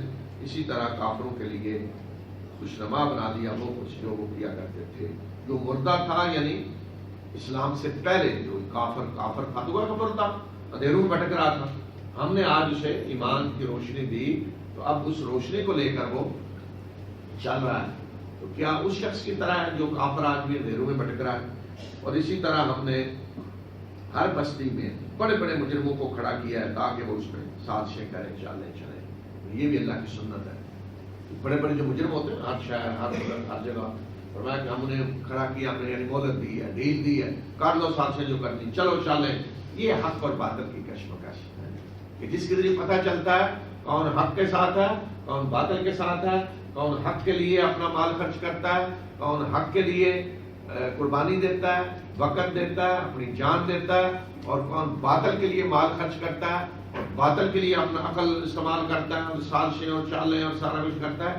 فرمایا کہ یہ اللہ ہماری سنت ہے، اللہ تعالیٰ ہمارا یہ ہماری سنت کے مطابق ہو رہا ہے۔ ہم ڈھیل دیتے ہیں خود فرعون جیسے اور نمرود جیسے اور بڑے بڑے ظالموں کو کہ چلیں چالیں، اور دوسری طرف اہل ایمان آتے ہیں۔ یہ آج دیکھیں نا، آج بڑا مرتبہ عظیم حاصل ہوا ہے صحابہ میں سے بلال، عظیم مرتبہ ہے نا، اتنی قربانی کی آگ تپتی آگ پہ دی۔ میں یہاں پچھلے دنوں گرمی میں اندازہ ہوا، میں نے دیکھا ایک پہلو میں نماز پڑھ رہا تھا نوجوان، اس نے جوتے اتارے، دیکھیے وہ چیز نہیں تھی، تو ابھی اتنی گرمی بھی نہیں، شروع اینٹیں تھی نیچے مسجد پر، تو پاؤں ایسے ایسے ایسے کرتا رہا کوشش کہ کسی طرح ہو، اتنی جلے کہ پاؤں اٹھائے کر دوسرا، آخر وہ بھاگ گیا نیچے ہو گیا، کھڑا نہیں ہو سکتا۔ تو مجھے اس وقت یاد آیا کہ یہ تو ابھی یہ گرم ان کے ہیں جو بلال کو کیسے لٹایا جاتا تھا تب بھی ریٹ پہ، تو خباب کے ساتھ آگ کے انگاروں، اور اگر یہ آگ کے انگاروں پہ لٹانے والے نہ ہوتے، بلال پہ ظلم کرنے والے نہ ہوتے، جی سمیہ اور عمار بن یاسر پہ ظلم کرنے والے نہ ہوتے، یہ سردار جن کو اللہ نے مہلت دی تھی، تو بلال اور عمار اور یاسر کو یہ مقام ملتا، یہ مقام ملتا دنیا کے اندر آخرت کے اندر؟ اس وجہ سے مقام ملا ہے نا کہ یہ ظالم کھڑے تھے. یہ اللہ کی سنت ہے اور حکمت ہے، اس لیے اللہ ظالموں کو موقع دیتا ہے، مہلت دیتا ہے کہ کریں جو کچھ انہیں کرنا ہے، اور تاکہ یہ بھی پتہ چلے کہ ایمان کے راستے میں کون آگے قربانیاں دے رہا ہے اور کون آگے اللہ کے راستے میں سب کچھ برداشت کر رہا ہے. یہ ہے سنت جس کے مطابق یہ ہوا ہے اور ہوگا. اور فرمایا کہ جب ان کے پاس کوئی نشانی آتی ہے تو کہتے ہیں کہ ہم تو ایمان نہیں لائیں گے حتیٰ کہ ہمیں بھی اللہ تعالیٰ وہ کچھ دے جو رسولوں کو دیا گیا. بڑے بڑے جو سردار تھے کہتے جی کہ ہمارے پاس بھی وہ آئے جو رسولوں کو دیا گیا. اللہ اچھی طرح جانتا ہے جہاں وہ اپنی رسالت کو رکھتا ہے، اللہ جانتا ہے کس کو اس نے رسول بنانا ہے. تم جیسے جو ہے ان کو اللہ جانتا ہے نہ جیسے گندے. فرمایا کہ یہ لوگ جنہوں نے جرم کیا، اس طرح کی بات کی بڑے تکبر میں، تو ان قریب ذلت اللہ کے ہاں انہیں ذلت سے وہ دوچار ہوں گے اور سخت عذاب اس وجہ سے جو وہ چالیں چلا کرتے تھے، جو بڑے بڑے سردار مکاریاں کرتے تھے ان کے بارے میں فرمایا. اور جس کو اللہ ہدایت دینا چاہے تو اس کے سینے کو وہ اسلام کے لیے کھول دیتا ہے، اور جسے وہ گمراہ کرنا چاہے تو اس کے سینے کو تنگ کرتا ہے. اس طرح کے گویا کہ وہ آسمان میں چڑھا جا رہا ہے. اسی طرح اللہ گندگی پھینک دیتا ہے ان لوگوں پہ جو ایمان نہیں لاتے. یعنی جسے اللہ ہدایت دینا چاہتا ہے اس کے سینے کو کھول دیتا ہے. یہ جو آ رہا ہے بار بار، جسے اللہ ہدایت دینا چاہتا ہے یہ کرتا ہے، جسے اللہ گمراہ کرنا چاہتا ہے. یہ نہیں کہ اللہ جو سامنے آ گیا جی پکڑ لیا، جیسے وہ پہلے زمانے میں ہوتا تھا نا کہ صبح ہم حیران ہوتے تھے بچپن میں یہ کیسے ہے جی کہانیاں پڑھی ہوں گی آپ کو. جی انہوں نے کہا جی جو آدمی صبح ادھر گلی میں نظر آئے نا سب سے اسے بادشاہ بنا بن گیا. آسان بادشاہ تھا بھائی جی جو گلی میں نظر آئے. تو ابھی ہمارے یہاں پتہ چلا کہ باقی بڑا آسان ہے. ہمارے جو ماشاءاللہ بڑے ہیں کچھ تو ایسے ہی جو سامنے آئے پکڑے بنا دو جی. تو بعض دفعہ ہوتا ہے ایسے پتہ چلا جی ایسے تاریخ میں بھی ہوتا ہے جو ہمارے یہاں بھی ہوا ہے. تو اس طرح نہیں ہے کہ جو سامنے کو آ گیا فرشتے کو بھیجا بھائی آج جو یہ شیخ عیسیٰ روڈ پہ جو نظر آئے نا ان کو ہدایت دے دو جی، اور ادھر جو شار معرض پہ نظر آئے ان کو گمراہ کر دو. یہ نہیں ہوتا. مطلب یہ ہے کہ جو شخص خود ارادہ کرتا ہے ہدایت کا، کوشش کرتا ہے، طلبگار ہوتا ہے، اللہ اسے اجازت دیتا ہے. تو وہ ہے جسے اللہ نے ہدایت دی. اور جو خود گمراہی کا طلبگار ہوتا ہے اللہ اسے اجازت دے دیتا ہے گمراہ ہونے کی، وہ گمراہ ہو جاتا ہے. تو فرمایا کہ جس کو اللہ ہدایت دیتا ہے تو پھر اس کا سینہ کھل جاتا ہے، اور جو گمراہ ہے گمراہ کا سینہ تنگ ہوتا ہے جس طرح کو آسمان میں چڑھ. اب یہ آیت جو ہے نا بہت ہے قرآن کا. آج دیکھیں نا اوپر آپ جتنا جاتے ہیں تو آکسیجن کم ہوتی جاتی ہے. حقیقت ہے نا.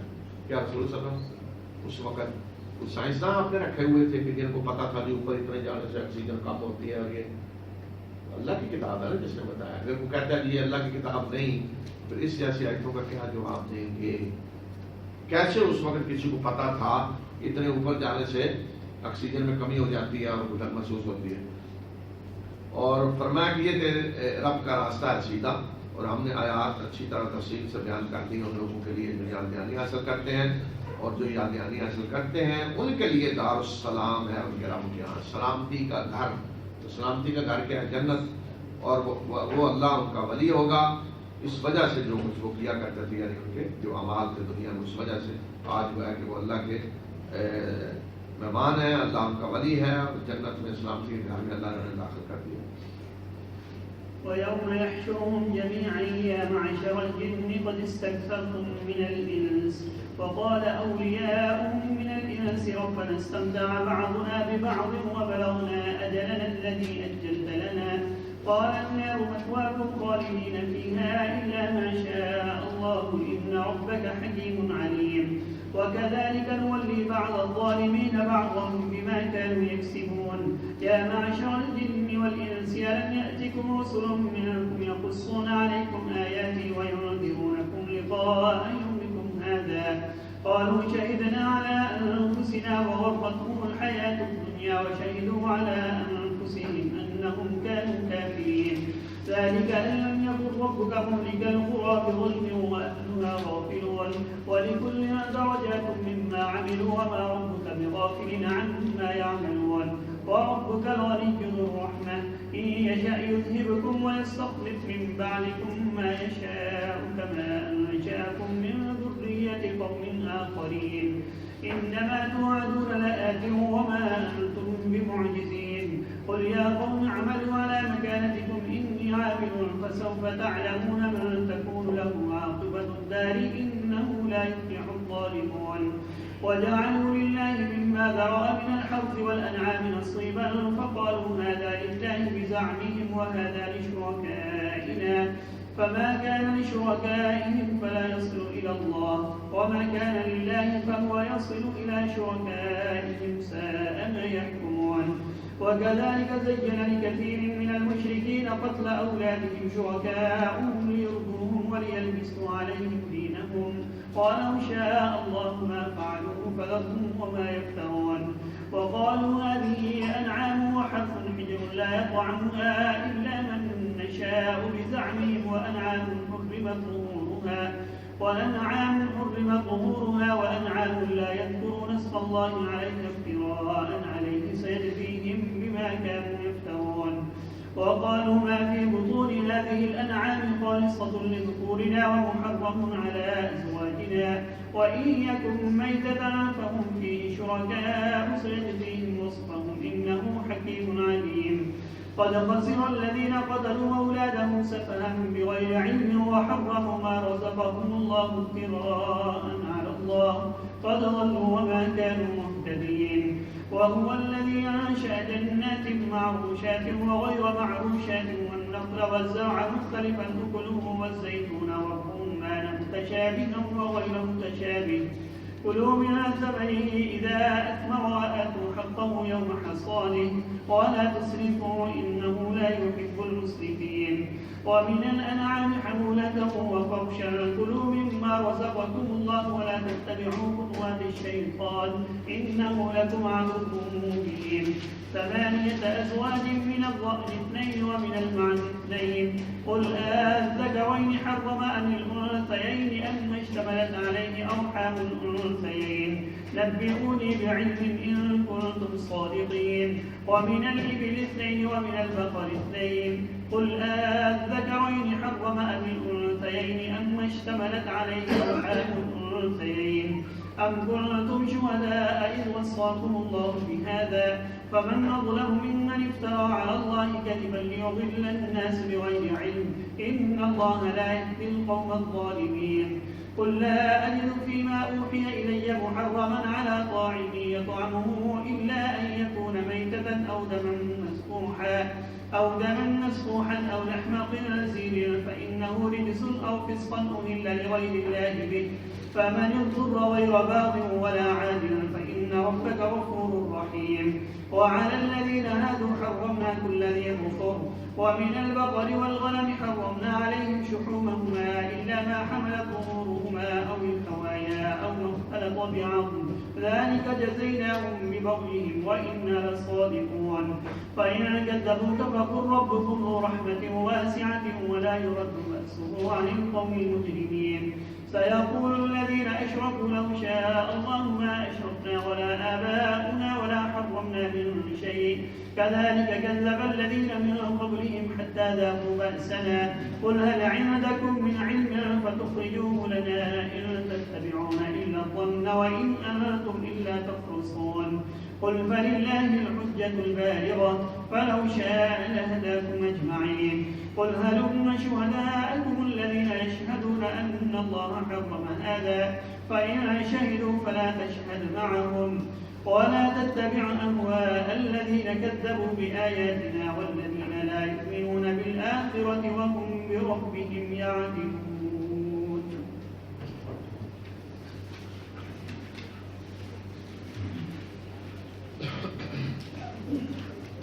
बिस्मिल्लाहिर्रहमानिर्रहीम। यहाँ आखिरत का मंजर एक पेश किया है कि क़यामत के रोज़ जब जिन इंसान अल्लाह के सामने पेश होंगे तो वहाँ इनसे क्या पूछा जाएगा। फरमाया कुछ दिन को याद करो जब अल्लाह सबको इकट्ठा करेगा तो वो जिन्नों से कहेगा क्या जिन्नों के गिरोह تم نے بہت سارے انسانوں کو گمراہ کیا. تو ان کے ساتھی انسانوں میں سے کہیں گے کہ پروردگار ہم نے ایک دوسرے سے فائدہ اٹھایا اور آج ہم اس مدت کو پہنچ گئے جو تو نے ہمارے لیے مقرر کی. تو اللہ تعالیٰ فرمائے گا کہ آگ تمہارا ٹھکانہ ہے جس میں تم ہمیشہ رہو گے، الا یہ کہ اللہ کچھ چاہے، بے شک تیرا رب دانا ہے اور جاننے والا ہے.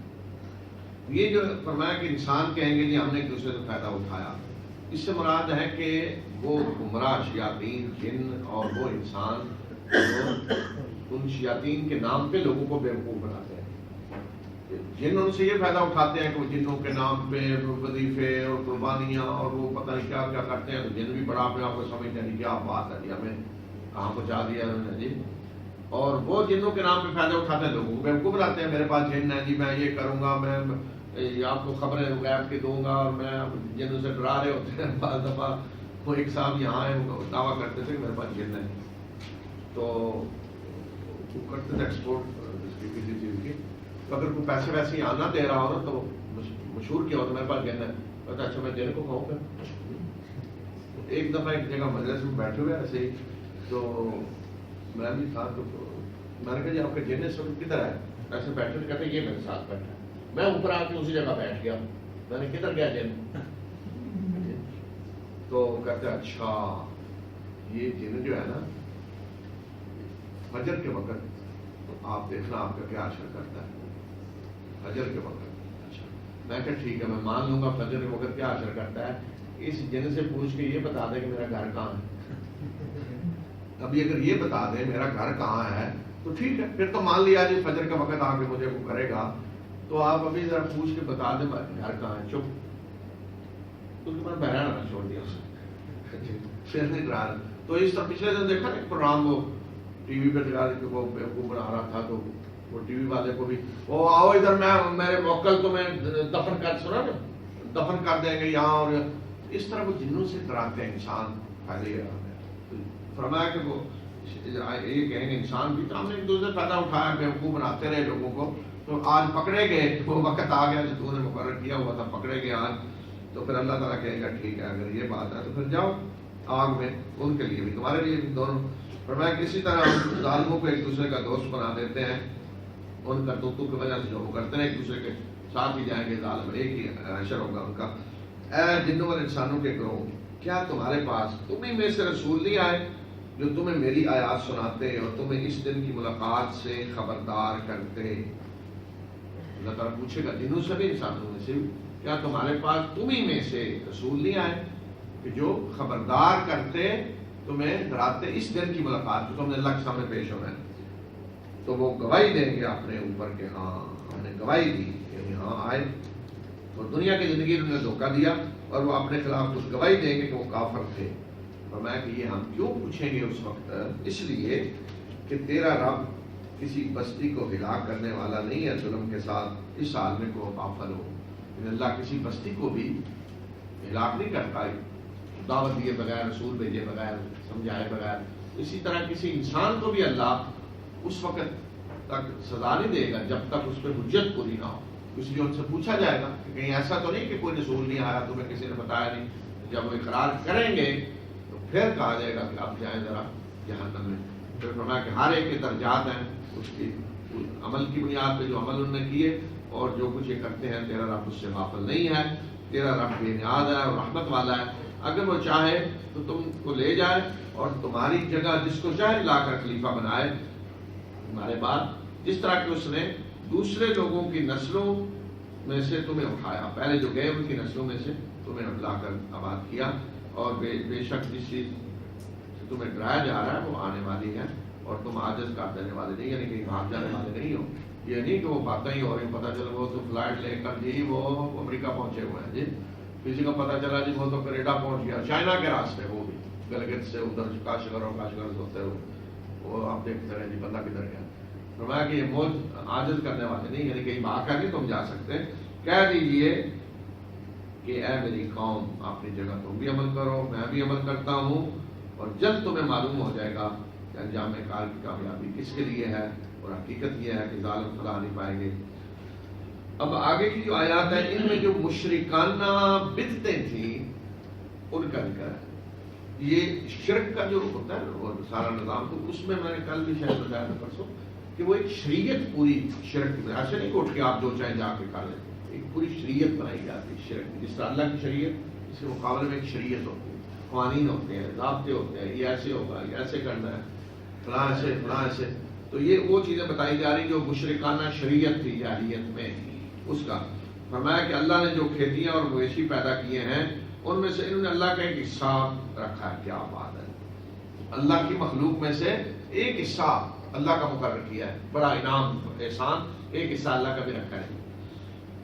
اور کہتے ہیں اپنے خیال میں کہ یہ ہمارے شریکوں کے لیے ہے، اور جو شریکوں کے لیے ہے وہ تو اللہ کی طرف نہیں جاتا، اور جو اللہ کا ہے وہ شریکوں کی طرف چلا جاتا ہے. انتہائی برا فیصلہ جو یہ کرتے ہیں کہ مثلا کھیتی میں سے ایک مقرر کر دیا کہ یہ جو ہے نا بتوں کے لیے جائے گا جی، نظرانہ نیاز، اور یہ اللہ کے لیے، یہ عربوں کا بتایا جا رہا ہے، یہ اللہ کے لیے. اچھا، تو پہلے ہمارا کتنا ظلم ہے کہ اللہ کی پیدا کی ہوئی ساری فصلوں میں برابر حصہ رکھ رہے ہیں، جتنا بتوں کا رکھ رہے ہیں اس طرح اللہ کا رکھ رہے ہیں. بتوں نے کیا کیا؟ انہوں نے پیدا کی ہے.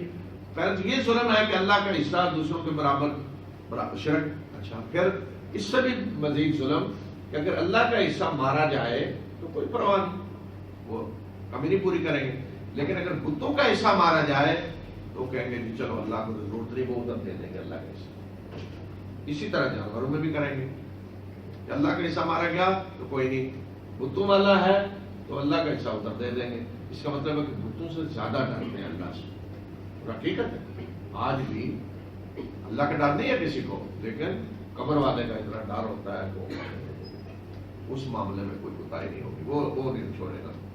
تو فرمایا کہ یہ ان کا حال ہے. اسی طرح فرمایا بہت سارے مشرکوں کے لیے ان کے معبودوں نے ان کی اولاد کے قتل کو بڑا خوشنما بنا دیا تاکہ ان کو برباد کریں اور ان کا دین ان کے لیے غفلہ بنا دیں.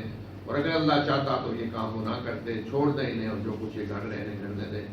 یعنی ان کے شریکوں نے ان کی اولاد کے قتل کو خوشنما بنا، یعنی مذہب کے نام پہ اولادوں کو قتل کیا.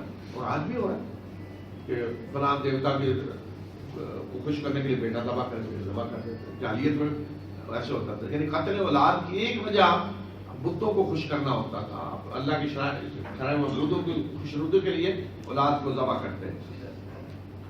اور یہ کہتے ہیں کہ یہ چوپائے اور یہ کھیتی ممنوع ہے، یہ جس کو ہم چاہیں گے وہ کھائے گا ان کے خیال کے مطابق. یعنی کھیتی میں سے یا جانوروں میں سے کہتے ہیں یہ وہ ممنوع ہے، یہ ہم جس کو کہیں گے وہ کوئی نہیں کھا سکتا. وہ جیسے بات ختم نہیں ہوتے ہمارے یہاں، وہ فلاں کھا سکتا ہے، فلاں عورت نہیں کھائے گی، فلاں کوئی عجیب و غریب ہو. اسی طرح وہ کہتے ہیں کہ یہ جانور ذبح ہوگا تو عورت نہیں کھائے گی یا وہ کھا سکتی، اس طرح کی چیزیں. اسی طرح فرمایا کہ کہتے ہیں کہ یہ جانور ہیں جن کی پیٹھ حرام کر دی گئی، ان پہ کوئی سواری نہیں کرے گا. اور کچھ جانوروں کو کہتے ہیں کہ ان کو ذبح کرتے وقت ان پہ اللہ کا نام لیا جائے گا، اس پہ جھوٹ باندھتے ہوئے. اللہ نے یہ کہا ہے کہ ان پہ اللہ کا نام نہ لو. تو یہ انہوں نے باقاعدہ شریعت مشرکانہ بنائی ہوئی تھی. فرمایا کہ جو کچھ یہ کر رہے ہیں اللہ انہیں اس کی سزا دے گا. اور یہ کہتے ہیں کہ ان جانوروں کے پیٹوں میں جو کچھ ہے وہ خالص مردوں کے لیے، عورتوں پہ حرام ہے. کچھ جانوروں کے بارے میں کہتے ہیں کہ جو بچہ دے گا نا جانور مردوں کے لیے، وہ عورتیں نہیں کھا سکتی.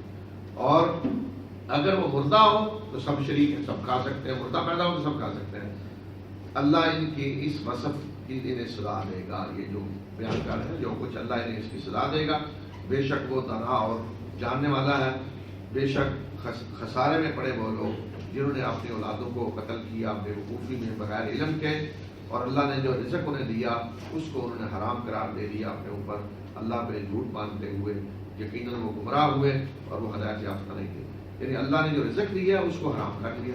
آپ جیسے ہندوؤں کو دیکھیں، گائے رزق ہے اللہ کا، حرام کر لیا ہم لوگوں کو. اسی طرح اور بہت سے چیزیں ہیں. میں ادھر ایک دفعہ گیا، ہمارا یہ جو ہے بلتستان، تو وہاں ایک پیر صاحب تھے. اب باقاعدہ ایک وہ فرقہ بنا ہوا ہے نور بخشے کے نام سے، وہ شیعوں میں سے نکلے ہوئے ہیں نور بخشے کے. تو وہ انہوں نے بتایا جی کہ یہ ان پہ پیر صاحب نے حرام کر دیا چائے اور مکھن. بڑا سخت مائنس پتہ نہیں کتنا وہاں ٹمپریچر، چائے نہیں پینی. پیر صاحب نے چائے حرام کر دی. بڑا خرچ ہوتا ہے نا چائے میں. چائے لیں گے پیر صاحب کو فیس کہاں سے دیں گے؟ مکھن وہاں بہت ہوتا ہے، کہا لوگ رکھتے ہیں مکھن بھی حرام ہے اور وہ چائے بھی حرام ہے، نہیں پیتے. اس پاکیزہ رزق کس نے حرام کیا؟ تو یہ جرم ہے کہ کوئی اور آ کے حلال حرام کر رہا ہے. اور فرمایا کہ اس کے بعد اللہ تعالیٰ اپنی مزید نعمتوں کے بارے میں بتا رہے ہیں کہ اللہ نے ایسے باغات بھی پیدا کیے ہیں کہ جن کی بیلیں اوپر چڑھائی جاتی ہیں، اور ایسے بھی کہ جن کی بیلیں زمین پہ لگتی ہیں. یعنی جیسے جیسے توری کی بعض شکلیں ہیں اوپر چڑھائی جاتی ہیں لکڑیوں پہ، پیدل پہ، اور اسی طرح انگور ہے. تو فرمایا کہ دونوں طرح کے باغات ہیں، اور کھجوریں اور کھیتی ان کے مختلف ذائقے ہوتے ہیں، اور زیتون اور انار ایک دوسرے سے ملتے جلتے بھی ہیں اور ایک دوسرے سے الگ بھی. کھاؤ ان کے پھلوں کو جب یہ پھل دیں، اور کاٹنے کے وقت ان کا حق ادا کرو اور اسراف نہ کرو، بے شک اللہ اسراف کرنے والوں کو پسند نہیں کرتا. کاٹنے کے وقت ان کا حق دو، اس سے مراد ہے عشر جو اللہ تعالیٰ نے کھیتی میں. یہ آیت ہے جس سے وہ ثابت ہو رہا ہے. تو آپ کو حق ہو یوم حصادی، کہ کھیت جو ہے اس پہ زمین پہ زکوٰۃ نہیں ہے، زمین کی مالکیت نہیں، پیداوار جو ہے اس میں زکوٰۃ ہوگی، اور جس کو شرعاً عشر کہا جاتا ہے. اگر بارش کے پانی سے وہ سراب ہوا ہے کھیت تو 10واں حصہ ہے، اور اگر آپ نے خود پانی دیا ہے تو پھر 5واں حصہ ہے، نصف عشر. تو یہ اللہ کا حق ہے. فرمایا کہ کاٹنے کے دن اس کا حق یہی پھلوں میں بھی ہوگا، باغوں میں بھی ہوگا. اور فرمایا کہ جانوروں میں سے بڑے قد کے بھی ہیں، چھوٹے قد کے بھی ہیں، کھاؤ اس میں سے جو اللہ نے تمہیں رزق دیا ہے، اور شیطان کے نقش قدم پہ نہ چلو، بے شک وہ تمہارا واضح دشمن ہے. یعنی ایسے جانور بھی اللہ نے پیدا کیے ہیں جو قد بڑا ہے، ایسے بھی ہیں جو بالکل چھوٹے زمین سے لگ کے چلتے ہیں. 8 جوڑے ہیں، بھیڑ میں سے 2 ہیں، بکری میں سے 2 ہیں. کہہ دیجئے کہ کیا ان کے جو نر ہیں انہیں اللہ نے حرام کیا ہے یا مادہ کو، یا جو مادہ کے رحم میں ہے وہ بتائیں مجھے علم کے ساتھ اگر تم سچے ہو. یہ جو انہوں نے حرام کی ہوئی کچھ چیزیں یہ حرام ہے یہ حرام ہے. تو فرمایا کہ اچھا دیکھو 8 قسم کی قسمیں ہیں جانور جو حلال ہیں. یعنی ایک بھیڑ 2 قسمیں، بکری کی 2 قسمیں نر مادہ 4، اونٹ نر مادہ 6، بیل گائے نر مادہ 8. یہ 8 قسمیں ہیں، یہ حلال ہے، سب مانتے حلال ہے. تو اب جب یہ 8 حلال ہیں تو آگے یہ جا کر ان کی حرام کیسے بن گئے؟ انہی کی کسی قسم کو حرام آگے پر کر رہے ہو کسی کو حرام، تو یہ کیسے ممکن ہے؟ جب یہ حلال ہیں تو وہ حرام نکل کے کدھر سے آگے ان میں سے؟ اسی طرح فرمایا کہ اونٹ کی 2، گائے کی 2 یعنی نر مادہ. کہہ دیجئے کہ ان کے نر حرام ہے اللہ نے کیے ہیں یا مادہ ہیں، اور یا مادہ جو ان کے رحم میں جو کچھ ہے وہ ہے حرام. یا تم گواہ تھے اس وقت جب اللہ نے تمہیں اس کی تاکید کی کہ حرام ہے اب یہ ہے جو آج تم نے بنائے ہوئے ہیں. کہہ دیجئے کون اس سے بڑا ظالم ہے کہ جو اللہ پہ جھوٹ منسوب تہمت باندھے اور تاکہ لوگوں کو بغیر علم کے گمراہ کرے، اور بے شک اللہ ظالم قوم کو ہدایت نہیں دیتا. ہمارے یہاں بھی آج بعض دفعہ ایک چیز حلال ہوتی اس میں سے آگے کئی چیزیں حرام کی جاتی ہیں. اب میں حیران ہوا، کئی دفعہ دیکھا، مجھے پہلے شک ہوا تو باقی لوگوں کے ذہنوں میں ہے کہ ہر بکری میں بھی، گائے میں بھی، مرغی میں بھی 1-2 چیزیں نکالتے ہیں، یہ کہتے ہیں حرام ہے. جی بکری جب حلال ہے تو اس میں حرام کیسے؟ حرام تو صرف خون ہے جو بہہ رہا ہے بس، اس کے بعد تو کوئی چیز حرام نہیں ہے جانور کی. اس کی حد گوجری ہے، کلیجی ہے، گردہ ہے، پھیپھڑ، جو کچھ بھی ہے سب حلال ہے. کوئی چیز اس جانور کے اندر حرام نہیں ہے. لیکن وہ کئی چیزیں نکال کے بیٹھے ہوں گے کہ حرام مغز ہے، یہ حرام ہڈی ہے، یہ حرام فلاں ہے. کس نے حرام کیا ان کو؟ جب وہ بکری حلال ہے تو اس کے اندر حرام کہاں سے آ گیا؟ ایک گائے حلال ہے اس کے اندر حرام کہاں سے آ گیا؟ کوئی چیز حرام نہیں ہے. مرغی کے اندر کچھ نہیں. ہی وہ چیزیں ہیں جو آپ خود لوگ وہ گھڑ لیتے ہیں اور اللہ کی پاکیزہ چیز کو خود ہی اپنے اوپر حرام کر لیتے ہیں. فرمایا کہ کہہ دیجئے کہ میری طرف جو وحی کی گئی ہے اس میں تو میں کھانے والے پہ جس کو وہ کھاتا ہے کسی چیز کو حرام نہیں پا رہا. کھانے والے کے لیے میں تو کوئی چیز حرام نہیں دیکھ رہا سوائے اس کے کہ وہ مردہ ہو، مردار ہو، بہنے والا خون ہو، خنزیر کا گوشت ہو. بے شک یہ ناپاک ہے، یعنی خنزیر کا گوشت، یا ایک فسق نافرمانی کہ جس پہ غیر اللہ کا نام لیا گیا وہ حرام ہے. یہ ہے 4 چیزیں. اور جو مجبور ہو بشرطے کہ وہ اس کے اندر کوئی خواہش نہ ہو، نہ وہ حد سے تجاوز کرنے والا ہو، تو بے شک تیرا رحم بخشنے والا مہربان ہے۔ مجبوری میں جائز ہے جان بچانے کے لیے۔ اور جو یہودی ہوئے لوگ، ان پہ ہم نے ہر ناخنوں والی چیز حرام کی، اور گائے اور بکری میں سے ہم نے ان پہ ان کی چربیاں حرام کی، گائے بکری کی چربی، الا یہ کہ جو ان کی پیٹھوں کے ساتھ چمٹی ہوئی ہو، یا آنتوں کے ساتھ ہو، یا ہڈی کے ساتھ چمٹی ہوئی ہو، اور یہ بدلہ دیا ہم نے ان کو ان کی سرکشی کا، بے شک ہم سچے ہیں۔ فرمایا کہ یہ جو ان کے یہاں بھی حرام تھے، نہیں ہوگی ان کے یہاں بھی ناخنوں والے یا اسی طرح چربی، تو یہ بھی ہم نے سزا دی تھی ان کو، سرکشی انہوں نے خود اپنے اوپر حرام کیے تو اللہ نے چھوڑ دیا۔ جس طرح آج اگر ہم مسلمان اس طرح کے رکھنے کریں گے، مفتی فتوے دیتے جائیں یہ حرام ہے یہ حرام ہے، تو اللہ تعالیٰ ڈھیل دیتا ہے تو لوگ اپنے اوپر کر لیتے ہیں حرام۔ یہ سزا ہوتی ہے پھر اللہ کی طرف سے کہ ایسے لوگ آتے ہیں جو حرام کرتے ہیں، جیسے میں نے وہ مثال دی تھی چائے حرام اور مکھن حرام، تو اللہ کی سزا ہے نا، یہ سرکشی میں اللہ سزا دیتا ہے۔ ایسے لوگ مسلط کرتا ہے جو اس طرح کی اللہ کی پسندیدہ چیزیں حرام کرتے ہیں اور لوگ مان لیتے ہیں، اور اللہ کی طرف سے یہ سزا ہوتی ہے۔ اور اگر یہ لوگ آپ کو جھٹلاتے ہیں تو کہہ دیجئے کہ تمہارا رب بڑی وسیع رحمت والا ہے، اور اس کی سزا کو مجرموں سے ٹالا نہیں جا سکے گا، اس کی پکڑ جو ہے وہ جب آئے گی تو کوئی روک نہیں سکتا۔ جن لوگوں نے شرک کیا وہ کہتے ہیں کہ اگر اللہ چاہتا تو نہ ہم شرک کرتے ہیں، اور نہ ہمارے اباء شرک کرتے ہیں، اور نہ ہی ہم کسی چیز کو حرام ٹھہراتے۔ کیا بات، کیا مطلب ہے کہ اگر اللہ چاہتا تو ہم نہ شرک کرتے ہیں؟ وہ کہتے ہیں جی دیکھیں اللہ کی مرضی کے بغیر کوئی کام ہوتا ہے نہیں، تو پھر اگر ہم نے شرک کیا تو اللہ نے ہمیں روکا کیوں نہیں؟ زبردستی یعنی روک دیا۔ اگر اللہ نے نہیں روکا تو اس کا مطلب ہے ہم ٹھیک کر رہے ہیں۔ تو یہ ان کی دلیل تھی کہ اگر اللہ چاہتا تو ہمیں روک دیتا زبردستی، جب اسے زبردستی نہیں روکا تو پھر ٹھیک ہے۔ تو لوگ یہ سمجھتے ہیں کہ غلط فہمی یہ ہوتی ہے کہ گویا کہ جو شرک کر رہا ہے نا، اللہ کو اسے مار دینا چاہیے اس وقت، یا اس کے بچے مر جائیں، اس کی کھیتی تباہ ہو جائے، گھر کو آگ لگ جائے، اس کی اولاد ہی نہ ہو، اس کی کھیتی میں بارش ہی نہ ہو، یہ سمجھتے ہیں۔ اور اگر وہ ٹھیک ٹھاک کما رہا ہے، اولادیں ہو رہی ہیں، یاشیاں رزق، اس کا مطلب ہے اللہ تو راضی ہے پھر اس پہ، اس کا مطلب ہے اللہ شرک پہ بھی راضی ہے۔ تو یہ فلسفہ ہے۔ تو یہ اس غلط فہمی کیا ہے؟ وہ سمجھتے ہیں کہ دنیا دار الجزا ہے، دنیا دار الجزا نہیں ہے، دنیا امتحان کی جگہ ہے۔ یہاں اللہ ہر ایک کو دے رہا ہے، جو شرک کرنا چاہتا ہے اللہ اس کی ڈھیل دیتا ہے، اسے اجازت دیتا ہے تاکہ امتحان لیا جائے۔ جو ہدایت ایمان لانا چاہتا ہے اللہ اسے بھی اجازت دیتا ہے تاکہ امتحان لیا جائے۔ اور دنیا کا رزق ہر ایک کو مل رہا ہے، اس کو بھی مل رہا ہے، اس کو بھی مل رہا ہے۔ اگر مشرک کو دنیا کا رزق نہ دیا جائے تو پھر امتحان تو نہیں نہ ہو سکتا۔ بس قبر امتحان میں بیٹھے ہوں، جو دیکھ رہا ہے پروفیسر جی صحیح جواب دے رہا ہے، جو اس کو اسی میں بٹھا دے رہا ہوگا، اور جو غلط جواب دے رہا ہے وہ کہہ جی اس کا پنکھا بند کر دو ادھر سے۔ تو مطلب یہ ہے کہ آپ امتحان تو نہیں لے رہے نا، آپ کیا کر رہے ہیں؟ امتحان کے دوران تو یہ نہیں ہوگا کون فیل ہے، بعد میں پتہ چلے گا۔ تو اس لیے یہ لوگ اس غلط فہمی میں تھے، وہ کہہ رہے تھے اگر اللہ چاہتا تو ہم ہمارے والدات بھی شرک نہ کرتے، نہ کسی چیز پر ہم کرتے۔ تو گویا کہ اللہ نے چاہا ہے تو یہ سب کچھ ہوا ہے۔ تو میں کہ اسی طرح جھوٹ بول رہا ہوں، ان لوگوں نے جو ان سے جھٹلایا، ان لوگوں نے جو ان سے پہلے گزرے ہیں، یہاں تک انہوں نے ہماری سزا کا مزہ چکھ لیا۔ کہہ دیجیے کہ کیا تمہارے پاس کوئی اس کا علم ہے کہ جس کو ہمارے سامنے کو نکال کے لاؤ، جو کچھ کر رہے ہو اس کی کوئی دلیل علم ہے؟ فرمایا کہ تم صرف گمان کی پیروی کر رہے ہو، اور تم صرف اٹکل کے تین طبقے چلا رہے ہو کہ تمہارے پاس علم نہیں ہے۔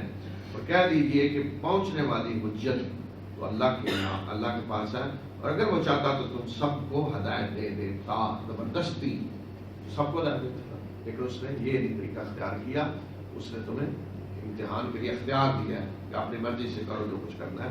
کہہ دیجیے کہ لاؤ اپنے ان گواہوں کو جو گواہی دیتے ہوں کہ اللہ نے اس چیز کو حرام کیا ہے، جن کو آج تم حرام کہہ رہے ہو، لاؤ گواہ جو کہیں کہ اللہ نے حرام کیا ہے۔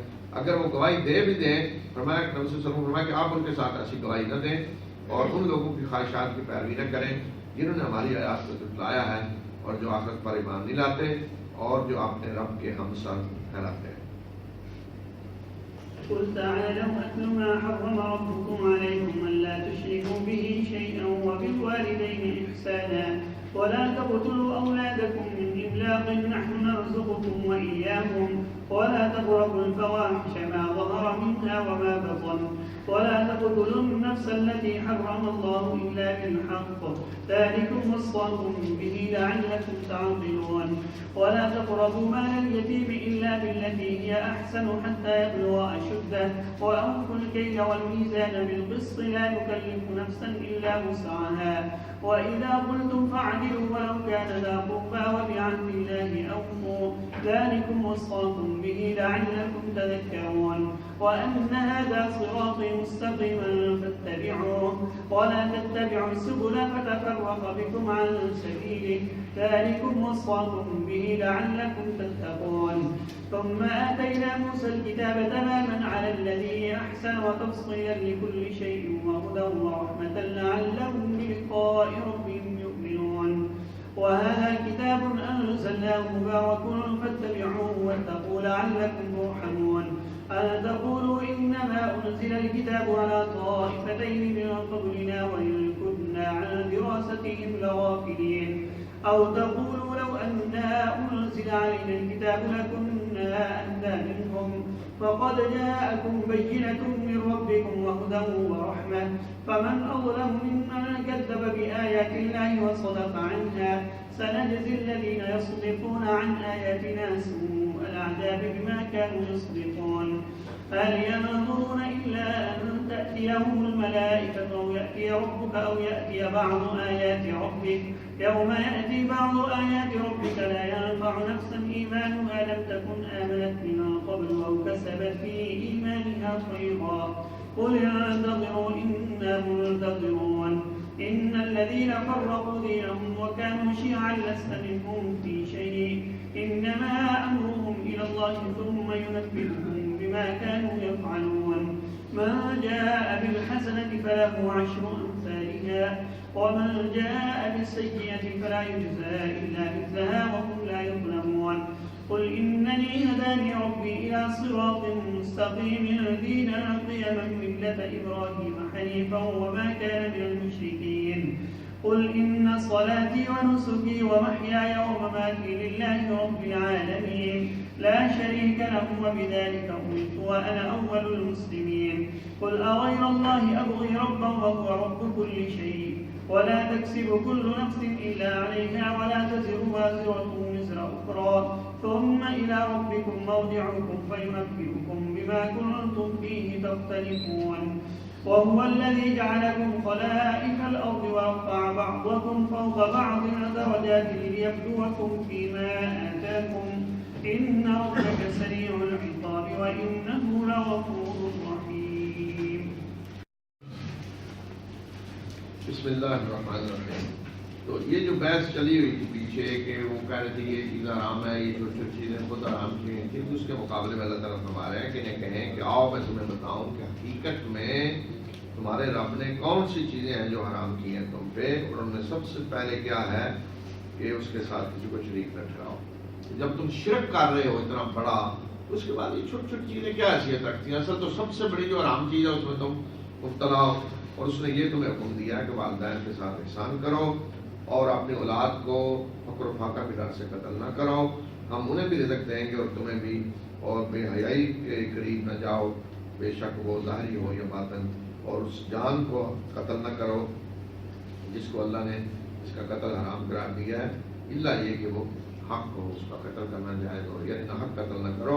और ये वो बात है जिसकी अल्लाह तुम्हें ताकीद करता है ताकि तुम अकल से काम लो, और ये बात कि अल्लाह तुम्हें बताता है कि यतीम के माल के करीब न जाओ मगर उस तरीके से जो बेहतरीन हो, यानी उसकी बहबूद के लिए, उसकी हिफाजत के लिए उसके करीब जाओ, यहाँ तक कि वो अपनी जवानी को पहुँच जाए, यहाँ तक वो बालग हो जाए, अपना माल संभालने के काबिल हो जाए, और नाप तो इंसाफ के साथ पूरा करो, और हम किसी नफ्स पर उसकी साथ से ज़्यादा बोझ नहीं डालते। अल्लाह ताला की सुन्नत है, हर शख्स पे अल्लाह उतना ही बोझ डालता है जितना उठा सकता है, अगर उसकी इस्तात से ज़्यादा है तो अल्लाह माफ़ करने वाला है। और ये बात कि जब तुमको बात कहो तो अदल की बात करो, अगरचे सामने वाला को खराबदारी क्यों ना हो, जिस पर गुज़र पड़ रही हो उसकी तो बेशक खराबदारी क्यों ना हो, और अल्लाह के अहद को पूरा करो। ये वो बात है जिसकी अल्लाह तुम्हें ताकीद करता है ताकि तुम सबक हासिल करो। और बेशक ये बात کہ یہ میرا راستہ سیدھا راستہ ہے، اسی کی پیروی کرو اور پختنیوں پہ نہ چلو کہ وہ تمہیں اس کے سیدھے راستے سے ہٹا دیں۔ یہ وہ بات ہے جس کی اللہ تمہیں تکلیف کرتا ہے تاکہ تم تقویٰ اختیار کرو۔ پھر ہم نے موسیٰ کو کتاب دی اپنی نعمت کو پورا کرتے ہوئے اس شخص پہ جس نے احسان کیا، اور تفصیل بنا کر ہر چیز کی اور ہدایت اور رحمت، تاکہ یہ لوگ اپنے رب کی ملاقات پر ایمان لائیں۔ اور یہ کتاب ہم نے نازل کی بابرکت، اس کی پیروی کرو اور ڈرو اللہ سے تاکہ تم پر رحم کیا جائے۔ اور یہ اس لیے، یعنی یہ کتاب اس لیے ہم نے نازل کی کہ تاکہ تم یہ نہ کہو کہ پہلے دو گروہوں پہ ہم سے پہلے کتاب نازل کی گئی اور ہم تو اس کے پڑھنے پڑھانے سے غافل تھے۔ اس کو کہا جا رہا قریش کو کہ ہم نے آج یہ کتاب تم پہ نازل کی قرآن حجت پوری کرنے کے لیے، تاکہ کل اللہ کے ہاں تم یہ نہ کہو کہ ہم سے پہلے گروہ یعنی یہود و نصارہ پہ کتاب نازل کی گئی، ہمارے اوپر تو نازل نہیں کی گئی، ہم تو پڑھنے پڑھانے سے غافل تھے، تو ہم کیا کرتے؟ تو اس لیے فرمایا کہ تم پر حجت پوری کرنے کے لیے کتاب نازل کی۔ یا یہ کہو کہ اگر ہم پہ کتاب نازل کی گئی تو ہم ان سے زیادہ ہدایت یافتہ ہوں گے، یا یہ کہو کہ ہم ہدایت یافتہ ہوں گے زیادہ اگر نازل کی گئی، تو فرمایا کہ تمہارے پاس تمہارے رب کی طرف سے واضح نشانی یعنی اللہ کی کتاب آ چکی ہے جو ہدایت اور رحمت ہے۔ تو جس نے اس شخص سے بڑا ظالم کون ہوگا جس نے اللہ کے آیات کو جھٹلایا اور اس سے دوسروں کو بھی روکا؟ تو ہم سزا دیں گے ان کو جو اللہ کی آیات سے گریز کرتے ہیں، منہ موڑتے ہیں، برے عذاب کی سزا اس وجہ سے جو وہ گریز کرتے رہے۔ کیا یہ لوگ انتظار کر رہے ہیں اس بات کا کہ ان کے پاس فرشتے آ جائیں یا تیرے رب کی کوئی نشانی آ جائے؟ تو جس روز تیرے رب کی کوئی نشانی آ جائے گی تو جو ایمان نہیں لایا اس سے پہلے اس کو اب ایمان لانا فائدہ نہیں دے گا، کہ جس نے پہلے کوئی نیکی نہیں کمائی تو اب نیکی کرنا اس کو فائدہ نہیں دے گی۔ کہہ دیجئے کہ انتظار کرو، میں بھی انتظار کر رہا ہوں۔ یہاں نشانی سے مراد معجزہ ہے، یعنی کیا یہ انتظار کر رہے ہیں کہ فرشتے آ جائیں ان کے سامنے اصل شکل میں یا کوئی بڑا معجزہ دیکھ لیں؟ فرمایا یاد رکھیں کہ اگر فرشتے آ گئے یا اس طرح کا کوئی بڑا معجزہ جس طرح سورج کا مغرب سے طلوع ہونا، اس وقت جو ایمان لائے گا، پہلے ایمان نہیں لایا تو ایمان فائدہ نہیں دے گا۔ اس کو دیکھ کر جو نیک عمل کرنا شروع کرے گا، پہلے عمل نہیں کر رہا تو اس کے نیک عمل بھی اسے فائدہ نہیں دے گا، یعنی دروازہ بند ہو جائے گا توبہ کا۔ وہ ایمان لائے گا اب ایمان بھی نہیں قبول ہوگا، اب کو کہے گا جی اب میں نیک عمل کرتا ہوں، وہ بھی قبول نہیں ہوگا۔ بے شک وہ لوگ جنہوں نے اپنے دین کو ٹکڑے ٹکڑے کر دیے، فرقہ پرستی میں مبتلا ہوئے اور گروہ بن گئے، تو ان سے آپ کا کوئی تعلق نہیں۔ بے شک ان کا معاملہ اللہ کے سپرد ہے، وہ انہیں بتائے گا جو کچھ وہ کیا کرتے تھے۔ یعنی رسول صلی اللہ علیہ وسلم کو فرمایا کہ آپ کا ان سے کوئی پھر تعلق نہیں، ان کا آپ سے کوئی تعلق نہیں، اللہ انہیں بتائے گا جو کچھ وہ کرتے رہے۔ کہ دین کو جنہوں نے خود ہی ٹکڑے ٹکڑے کر لیا، فرقہ پرستی دین کے حصے پکڑے وہ کر دیے، جو بھلائی کرے گا تو اسے اس کا 10 گنا اجر ملے گا، اور جو برائی کرے گا تو اسے اسی طرح کی اس کی کے برابر سزا دی جائے گی، اور ان پہ کوئی ظلم نہیں کیا جائے گا۔ یہ بھی اللہ تعالیٰ کا قاعدہ ہے، سنت ہے۔ نیکی کا بدلہ 10 گنا، برائی کی سزا اتنی ہی جتنا کسی نے کیا ہے۔ کہہ دیجئے کہ میرے رب نے میری رہنمائی کی ہے سیدھے راستے کی طرف، دین قیم ملت ابراہیمی کا راستہ، وہ ابراہیم جو یکسو تھا اور وہ مشرکوں میں سے نہیں تھے، حضرت ابراہیم۔ کہہ دیجئے میری نماز، میری قربانی، میری زندگی، میرا مرنا اللہ رب العالمین کے لیے ہے، کوئی اس کا شریک نہیں، مجھے اسی کا حکم دیا گیا ہے، یعنی یہی اعلان کرنے کا، اسی طرح عبادت کا، اور میں سب سے پہلے سر جھکانے والوں میں سے ہوں۔ کہہ دیجئے کہ کیا میں اللہ کو چھوڑ کر کسی اور کو رب تلاش کروں؟ حالانکہ وہ ہر چیز کا رب ہے، اور کوئی بھی جان جو کچھ کماتی ہے اس کا وبال اسی پہ ہے، اور کوئی کسی دوسرے کا بوجھ نہیں اٹھائے گا۔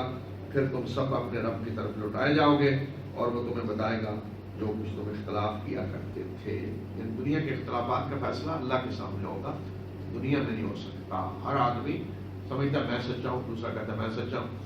اگر تو دیکھیں کشتی ہو نا، پہلوان دو لڑ رہے ہیں، پتہ نہیں یہ اوپر ہے نیچے، باکسنگ ہو رہی ہے، اس نے وہ گرا دیا، پتہ چل گیا جی، اب وہ گرا ہوا کہہ سکتا ہے میں جیت گیا؟ ممکن نہیں۔ دوڑ ہو رہی ہے، ٹھیک ہے، یہ اب جو معاملات ہوتے ہیں اس طرح دینی، مذہبی، فکری، ان میں کون سچا ہے کون جھوٹا ہے فیصلہ دنیا میں نہیں ہو سکتا۔ ہر کوئی کہتا ہے میں سچا ہوں، دوسرا کہہ رہا ہے میں سچا ہوں، وہ اپنے دلیلیں دے کے گمراہیوں کو ایسے بنا کے پیش کریں گے کہ کوئی پتہ نہیں چل سکتا۔ اس لیے اس کا فیصلہ اللہ تعالیٰ قیامت کے دن کرے گا کون سچا ہے کون جھوٹا ہے۔ اس لیے کبھی تو امتحان ہو رہا ہے، امتحان کے دوران मोहलत अल्लाह ने आने को दी हुई है। और वही है अल्लाह जिसने तुम्हें एक दूसरे का ज़मीन में जानशीन बनाया, एक के बाद दूसरा आ रहा है, और तुम्हारे बाद के बाद में दर्जे बुलंद किए, ताकि जो कुछ उसने तुम्हें दिया उसमें तुम्हारी आजमाइश करे। जो कुछ अल्लाह ने तुम्हें दौलत दी है, मनसब दी है, ज़िंदगी दी है, उसमें इम्तिहान अल्लाह ने तुम्हारा आजमाइश करे। बेशक तेरा रब जल्द सजा देने वाला है और बेशक वो बख्शने वाला मेहरबान है। ألف لام ميم صاد كتاب أنزل إليك فلا يكن في صدرك حرج منه لتنذر به وذكرى للمؤمنين اتبعوا ما أنزل إليكم من ربكم ولا تتبعوا من دونه أولياء قليلا ما تذكرون وكم من قرية أهلكناها فجاءها بأسنا بياتا أو هم قائلون فما كان دعواهم إذ جاءهم بأسنا إلا أن قالوا إنا كنا ظالمين فلنسألن الذين أرسل إليهم ولنسألن المرسلين فلنقصن عليهم بعلم وما كنا غائبين والوزن يومئذ الحق فمن ثقلت موازينه فأولئك هم المفلحون ومن خفت موازينه فأولئك الذين خسروا أنفسهم بما كانوا بآياتنا يظلمون ولقد مكناكم في الأرض وجعلنا لكم فيها معايش قليلا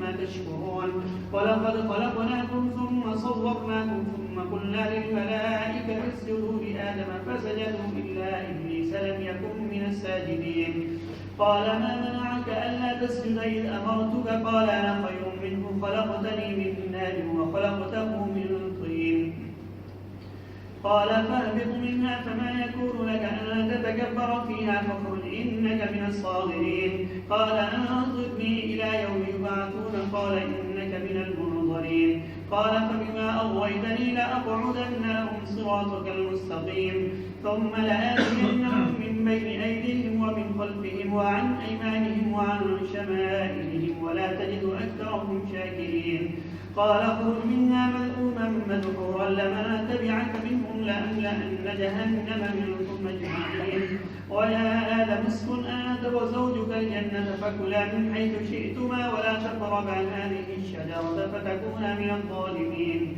فوسوس لهما الشيطان ليبدي لهما ما بوري عنهما من سوآتهما وقال ما نهاكما ربكما عن هذه الشجرة إلا أن تكونا ملكين أو تكونا من الخالدين وقاسمهما إني لكما لمن الناصحين فدلاهما بغرور فلما ذاقا الشجرة بدت لهما سوآتهما وطفقا يخصفان عليهما من ورق الجنة وناداهما ربهما ألم أنهكما عن تلكما الشجرة وأقل لكما إن الشيطان لكما عدو مبين قال ربنا ظلمنا أنفسنا وإن لم تغفر لنا وترحمنا لنكونن من الخاسرين قال اهبطوا بعضكم لبعض عدو ولكم في الأرض مستقر ومتاع إلى حين قال فيها تحيون وفيها تموتون ومنها تخرجون يا بني آدم قد أنزلنا عليكم لباسا يواري سوآتكم وريشا ولباس التقوى ذلك خير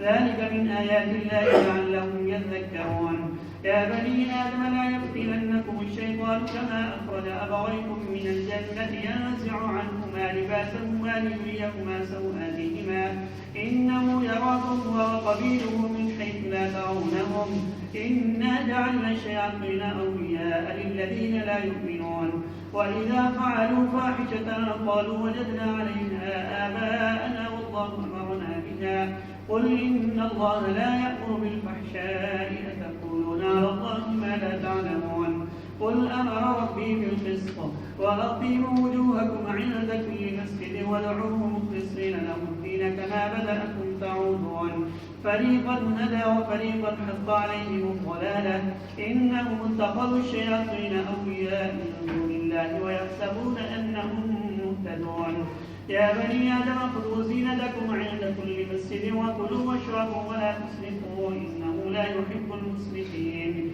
قل من حرم زينة الله التي أخرج لعباده والطيبات من الرزق قل هي للذين آمنوا في الحياة الدنيا خالصة يوم القيامة كذلك نفصل الآيات لقوم يعلمون قل إنما حرم ربي الفواحش ما ظهر منها وما بطن والإثم والبغي بغير الحق وأن تشركوا بالله ما لم ينزل به سلطانا وأن تقولوا على الله ما لا تعلمون ولكل أمة أجل فإذا جاء أجلهم لا يستأخرون ساعة ولا يستقدمون يا بني آدم إما يأتينكم رسل منكم يقصون عليكم آياتي فمن اتقى وأصلح فلا خوف عليهم ولا هم يحزنون والذين كذبوا بآياتنا واستكبروا عنها أولئك أصحاب النار هم فيها خالدون فمن أظلم ممن افترى على الله كذبا أو كذب بآياته أولئك ينالهم نصيبهم من الكتاب حتى إذا جاءتهم رسلنا يتوفونهم قالوا أين ما كنتم تدعون من دون الله قالوا ضلوا عنا وشهدوا على أنفسهم أنهم كانوا كافرين قال ادخلوا في أمم قد خلت من قبلكم من الجن والإنس في النار كلما دخلت أمة لعنت أختها حتى إذا اداركوا فيها جميعا قالت أخراهم لأولاهم ربنا هؤلاء أضلونا فآتهم عذابا ضعفا من النار قال لكل ضعف ولكن لا تعلمون وقالت أولاهم لأخراهم فما كان لكم علينا من فضل فذوقوا العذاب بما كنتم تكسبون إن الذين كذبوا بآياتنا واستكبروا عنها لا تفتح لهم أبواب السماء ولا يدخلون الجنة حتى يلج الجمل في سم الخياط وكذلك نجزي المجرمين لهم من جهنم مهاد ومن فوقهم غواش وكذلك نجزي الظالمين والذين آمنوا وعملوا الصالحات لا نكلف نفسا إلا وسعها أولئك أصحاب الجنة هم فيها خالدون ونزعنا ما في صدورهم من غل تجري من تحتهم الأنهار وقالوا الحمد لله الذي هدانا لهذا وما كنا لنهتدي لولا أن هدانا الله لقد جاءت رسل ربنا بالحق ونودوا أن تلكم الجنة أورثتموها بما كنتم تعملون.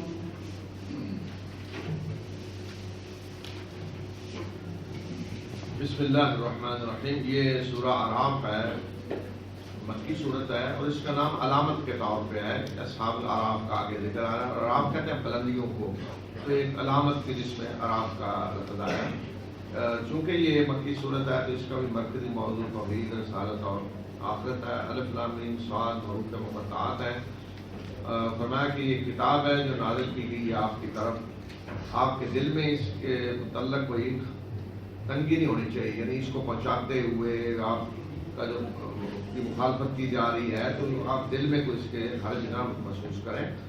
آپ کو اس لیے نازل کی گئی کہ تاکہ آپ اس کے ذریعے خبردار کریں اور یہ یاد دہانی ہے مومنوں کے لیے.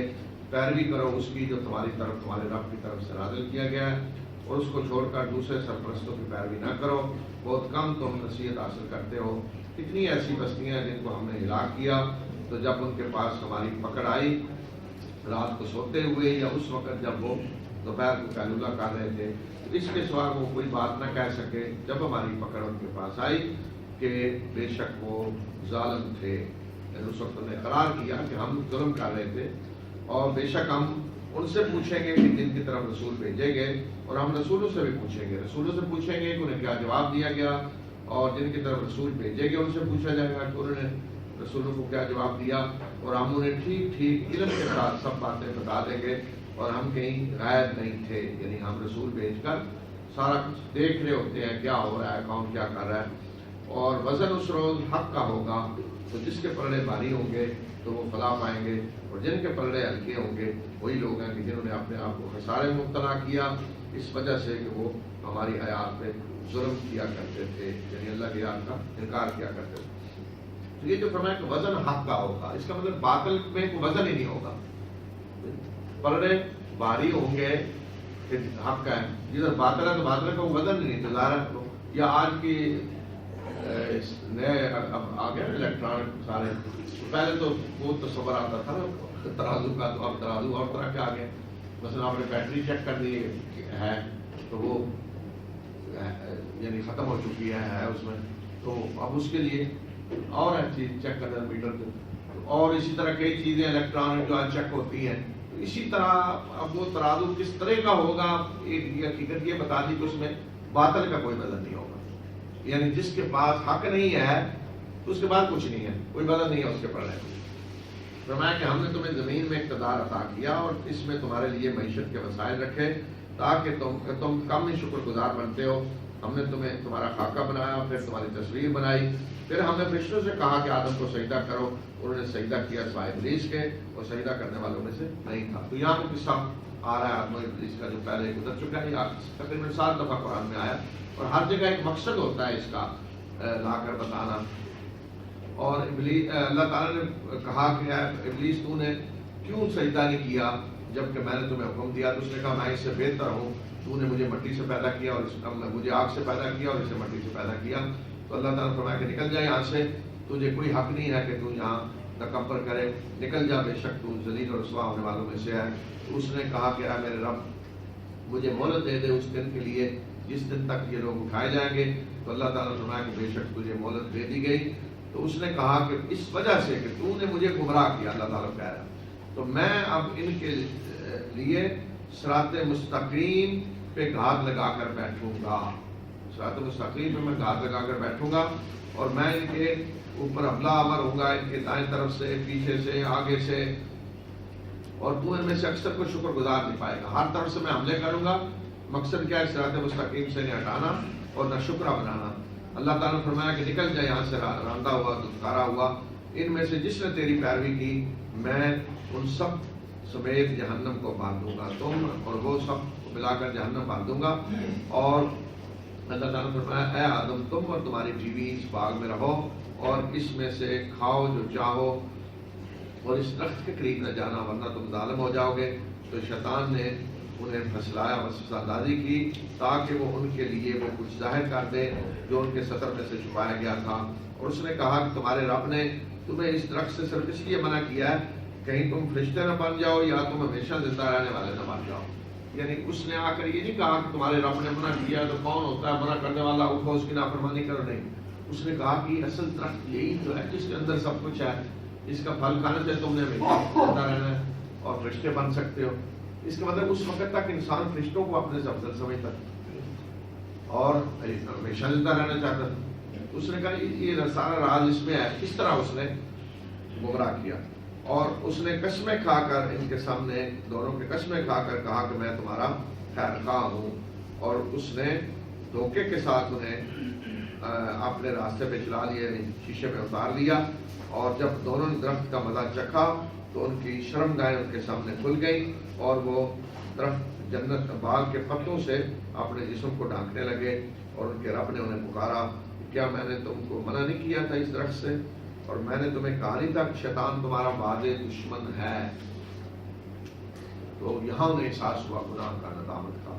تو دونوں نے دعا کی کہ اے ہمارے پروردگار ہم نے اپنے اوپر ظلم کیا، اور اگر تو ہمیں بخشے گا نہیں اور رحم نہیں کرے گا تو ہم خسارہ پانے والوں میں سے ہو جائیں گے. یہ دعا ہے جو آدم نے کی، جس کے بعد اللہ نے ان کی توبہ قبول کی.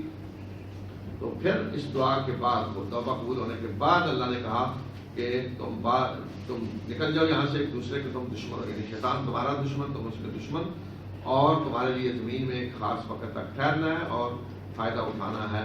اللہ تعالیٰ نے فرمایا کہ اسی میں تم زندہ ہوگے اور اسی میں تم مرو گے، اسی زمین میں، اور اسی سے تمہیں اٹھایا جائے گا. اے بنی آدم ہم نے تم پہ ایک لباس نازل کیا ہے جو تمہاری شرمگاہوں کو چھپاتا ہے اور زینت بھی ہے، اور اصل لباس تو تقویٰ کا لباس ہے، وہ بہتر ہے. یہ اللہ کی آیات میں سے ہے تاکہ تم نصیحت حاصل کرو. یعنی لباس نازل کیا ہے ستر چھپانے کے لیے، جس میں فرمایا کہ تمہارا ستر بھی چھپتا ہے اور زینت بھی ہے. ریش کہتے ہیں پرندے کے پر کو. یعنی وہ لباس تمہارے لیے خوبصورتی بھی اور موسمی اثرات سے بھی تمہیں سردی گرمی سے بھی بچاتا ہے. یہ لباس کا مقصد ہے. اے بنی آدم شیطان تمہیں فطرے میں نہ ڈالے جس طرح اس نے تمہارے ماں باپ کو جنت سے نکلوایا. وہ ان کا لباس اتروا رہا تھا تاکہ ان کے سامنے ان کی شرمگاہوں کو کھول دیں. بے شک وہ اور اس کی جماعت تمہیں وہاں سے دیکھتے ہیں جہاں سے تم انہیں نہیں دیکھتے. یعنی شیطان اور اس کے پیروکار شیاطین وہاں سے تمہیں دیکھتے ہیں جہاں سے تم نہیں دیکھتے. خفیہ طریقے سے وہ وسوسہ اندازی کرتے ہیں. بے شک ہم نے شیاطین کو دوست بنا دیا ہے ان لوگوں کا جو ایمان نہیں لاتے. یہ لوگ یعنی شیاطین کے دوست جب یہ کوئی بے حیائی کا کام کرتے ہیں تو کہتے ہیں ہم نے باپ دادا کو اس پر پایا اور اللہ نے ہمیں اس کا حکم دیا ہے. کہہ دیجئے کہ اللہ بے حیائی کا حکم نہیں دیتا. کیا تم اللہ کی طرف وہ باتیں منسوخ کر کہتے ہو جو تم جانتے نہیں ہو؟ اللہ بے حیائی کا حکم نہیں دیتا. کیا مطلب ہے؟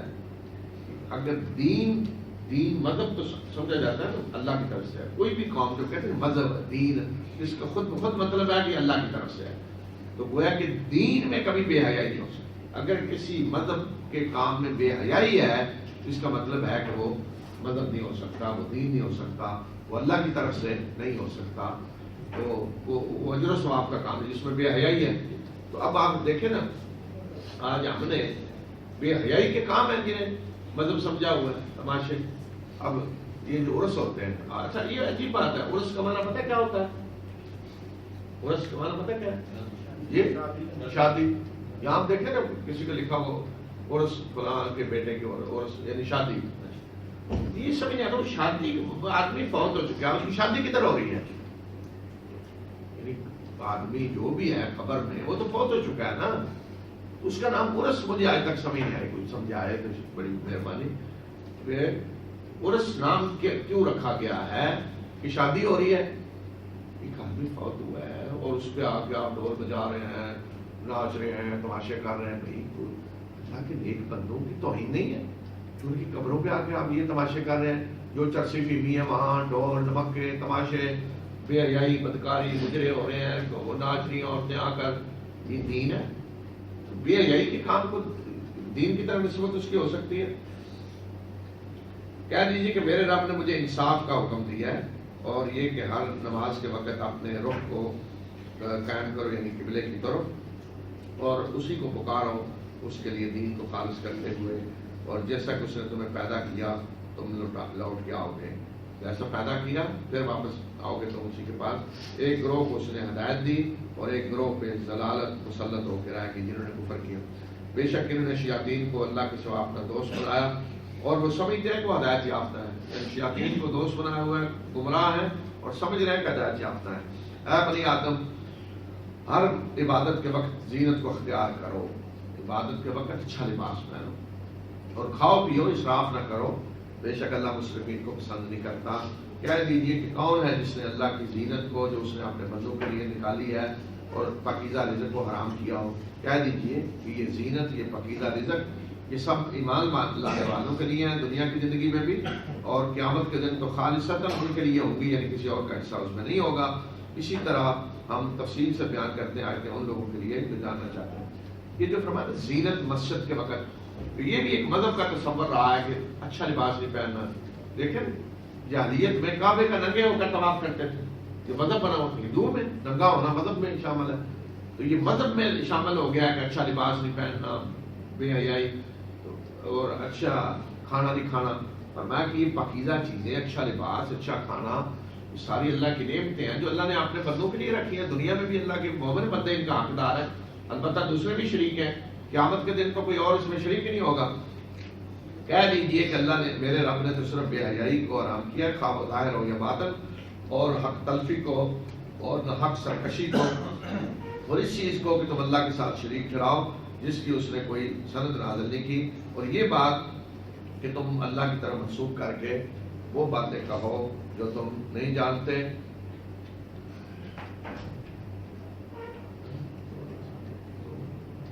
اور ہر امت کے لیے ایک وقت مقرر ہے اور جب وقت ان کا آ جائے گا تو نہ ایک گھڑی وہ لیٹ ہوں گے اور نہ آگے بڑھیں گے. اس وقت فیصلہ ہو جائے گا, ایک آگے پیچھے لمحہ وہ نہیں ہو سکتے. اے بنی آدم اگر تمہارے پاس تمہیں میں سے رسول آئے تمہیں میری آیات سناتے ہوئے تو جو تقویٰ جس نے تقویٰ اختیار کیا اور جس نے اصلاح اپنی کی انہیں کوئی خوف نہیں ہوگا نہ انہیں غم ہوگا, یعنی وہ جنت میں داخل ہوں گے. اور وہ لوگ جنہوں نے ہماری آیات کو جھٹلایا اور اس سے تکبر کیا تو وہ لوگ ہیں جو آگ میں جائیں گے اس میں ہمیشہ رہیں گے. اس شخص سے بڑا ظالم کون ہوگا جس نے اللہ پہ جھوٹ باندھا اور اس کی آیات کو جھٹلایا. تو یہ لوگ ہیں جنہیں کتاب کا ان کا کتاب میں سے ان کا حصہ انہیں ملے گا, یعنی سزا جو اللہ نے رکھی ہے ان کے لیے ریکارڈ میں نامہ اعمال میں مل کے رہے گی, یہاں تک کہ جب ہمارے فرشتے ان کے پاس آئیں گے ان کی روحیں قبض کرتے ہوئے، تو کہیں گے کہ کہاں ہے وہ جنہیں تم اللہ کے سوا پکارا کرتے تھے؟ تو کہیں گے کہ وہ ہم سے گم ہو گئے، اور وہ اپنے بارے میں گواہی دیں گے کہ وہ کافر تھے۔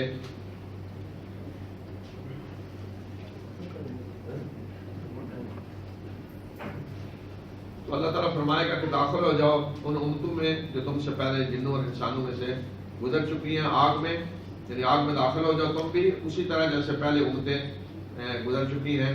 تو جب جب کوئی امت داخل ہوگی تو پہلی پہ لعنت کرے گی، جو پہلے سے موجود ہے ان پہ لعنت کریں گے، یہاں تک کہ جب سب اکٹھے ہو جائیں گے تو بعد میں آنے والے پہلوں کے بارے میں کہیں گے کہ اے پروردگار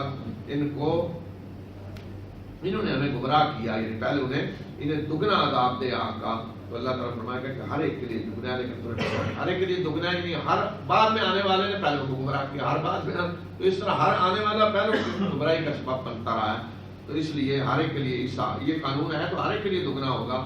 اور پہلے لوگ بعد میں آنے والوں کو کہیں گے کہ تمہیں ہم پہ کوئی فضیلت نہیں تھی، یعنی تم بھی اسی طرح گمراہ تھے جس طرح ہم، تمہیں کون سی فضیلت ہے کہ اس طرح کی آج باتیں کر رہے ہو جی ہمیں دگنا عذاب دیا جائے؟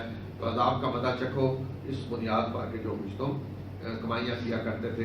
بے شک وہ لوگ جنہوں نے ہماری آیات کو جھٹلایا اور ان کے مقابلے میں تکبر کیا، آسمان کے دروازے ان کے لیے نہیں کھولے جائیں گے اور نہ ہی وہ جنت میں داخل ہوں گے یہاں تک کہ اونٹ سوئی کے ناکے سے گزر جائے۔ یعنی جس طرح اونٹ کا سوئی کے ناکے سے گزرنا ناممکن مستحیل ہے، اسی طرح ان کا جنت میں داخل ہونا ناممکن ہے۔ اسی طرح ہم سزا دیں گے مجرموں کو، ان جہنم ہی ان کا اوڑھنا بچھانا ہوگی، اور اسی طرح ہم سزا دیتے ہیں ظالموں کو۔ اور وہ لوگ جو ایمان لائے اور جنہوں نے نیک اعمال کیے تو وہ یاد رکھیں ان کے لیے یعنی یہ خوشخبری ہے کہ ہم کسی نفس پہ اس کی وسعت سے زیادہ بوجھ نہیں ڈالتے، ان پہ اتنا ہی وہ مکلف ہے اللہ کی طرف سے جتنا بوجھ اٹھا سکتے ہیں۔ اور یہ لوگ ہیں جنت میں جانے والے، اس میں ہمیشہ رہیں گے، اور ان کے دلوں میں دوسرے کے بارے میں جو رنجش ہوگی وہ ہم کھینچ کر نکال دیں گے، ان کے نیچے نہریں بہ رہی ہوں گی، اور وہ کہیں گے کہ شکر ہے اس اللہ کا جس نے اس کی طرف ہماری رہنمائی کی، اس جنت کی طرف، اس راستے کی طرف، اس آج کامیابی کی طرف۔ ہم ہدایت نہیں پا سکتے تھے اگر اللہ ہمیں ہدایت نہ دیتا، ہم خود نہیں اس راستے کو پا سکتے تھے اگر اللہ ہماری رہنمائی نہ کرتا، تو اس نے رہنمائی کی اپنے رسولوں کے ذریعے، کتابوں کے ذریعے، تو آج وہ شکر ادا کر رہے ہیں اللہ کا۔ اور ہمارے رب کو کہیں گے کہ ہمارے رب کے رسول حق لے کر آئے، تو وہاں پھر آواز آئے گی اللہ کی طرف سے، انہیں پیغام دیا جائے گا، پکارا جائے گا، کیا وہ کہا جائے گا کہ یہ جنت جس کے آج تم وارث بنائے گئے ہو یہ اس وجہ سے ہے جو اعمال تم کیا کرتے تھے۔ وہ شکر ادا کریں گے اللہ کا کہ اللہ نے ہدایت دی تو ہم آج اس کامیابی پہ پہنچے، اگر اللہ ہدایت نہ دیتا تو ہم نہیں پا سکتے تھے۔ تو اللہ تعالیٰ فرمائے گا، آواز آئے گی کہ آج یہ جنت جس کے وارث بنے ہوئے ہو یہ خاندانی وراثت نہیں ہے، یہ ان تمہارے اعمال کی وجہ سے ہے جو تم کیا کرتے تھے۔ تو یہ ہر جگہ آپ قرآن میں دیکھیں گے، بار بار یہ انسان کو بتایا جا رہا ہے کہ جو بھی اللہ کے ہاں کامیابی ملے گی عمل کی بنیاد، یہ نہیں دیکھا جائے کون کس کا بیٹا ہے، خاندان، رنگ اور نسل اور کیا نہیں، انسان کا اپنا عمل کیا ہے، عمل کی بنیاد پہ اللہ کے ہاں جو کچھ بھی ملے گا، جو مدد وہ عمل کی بنیاد پہ ہوگا۔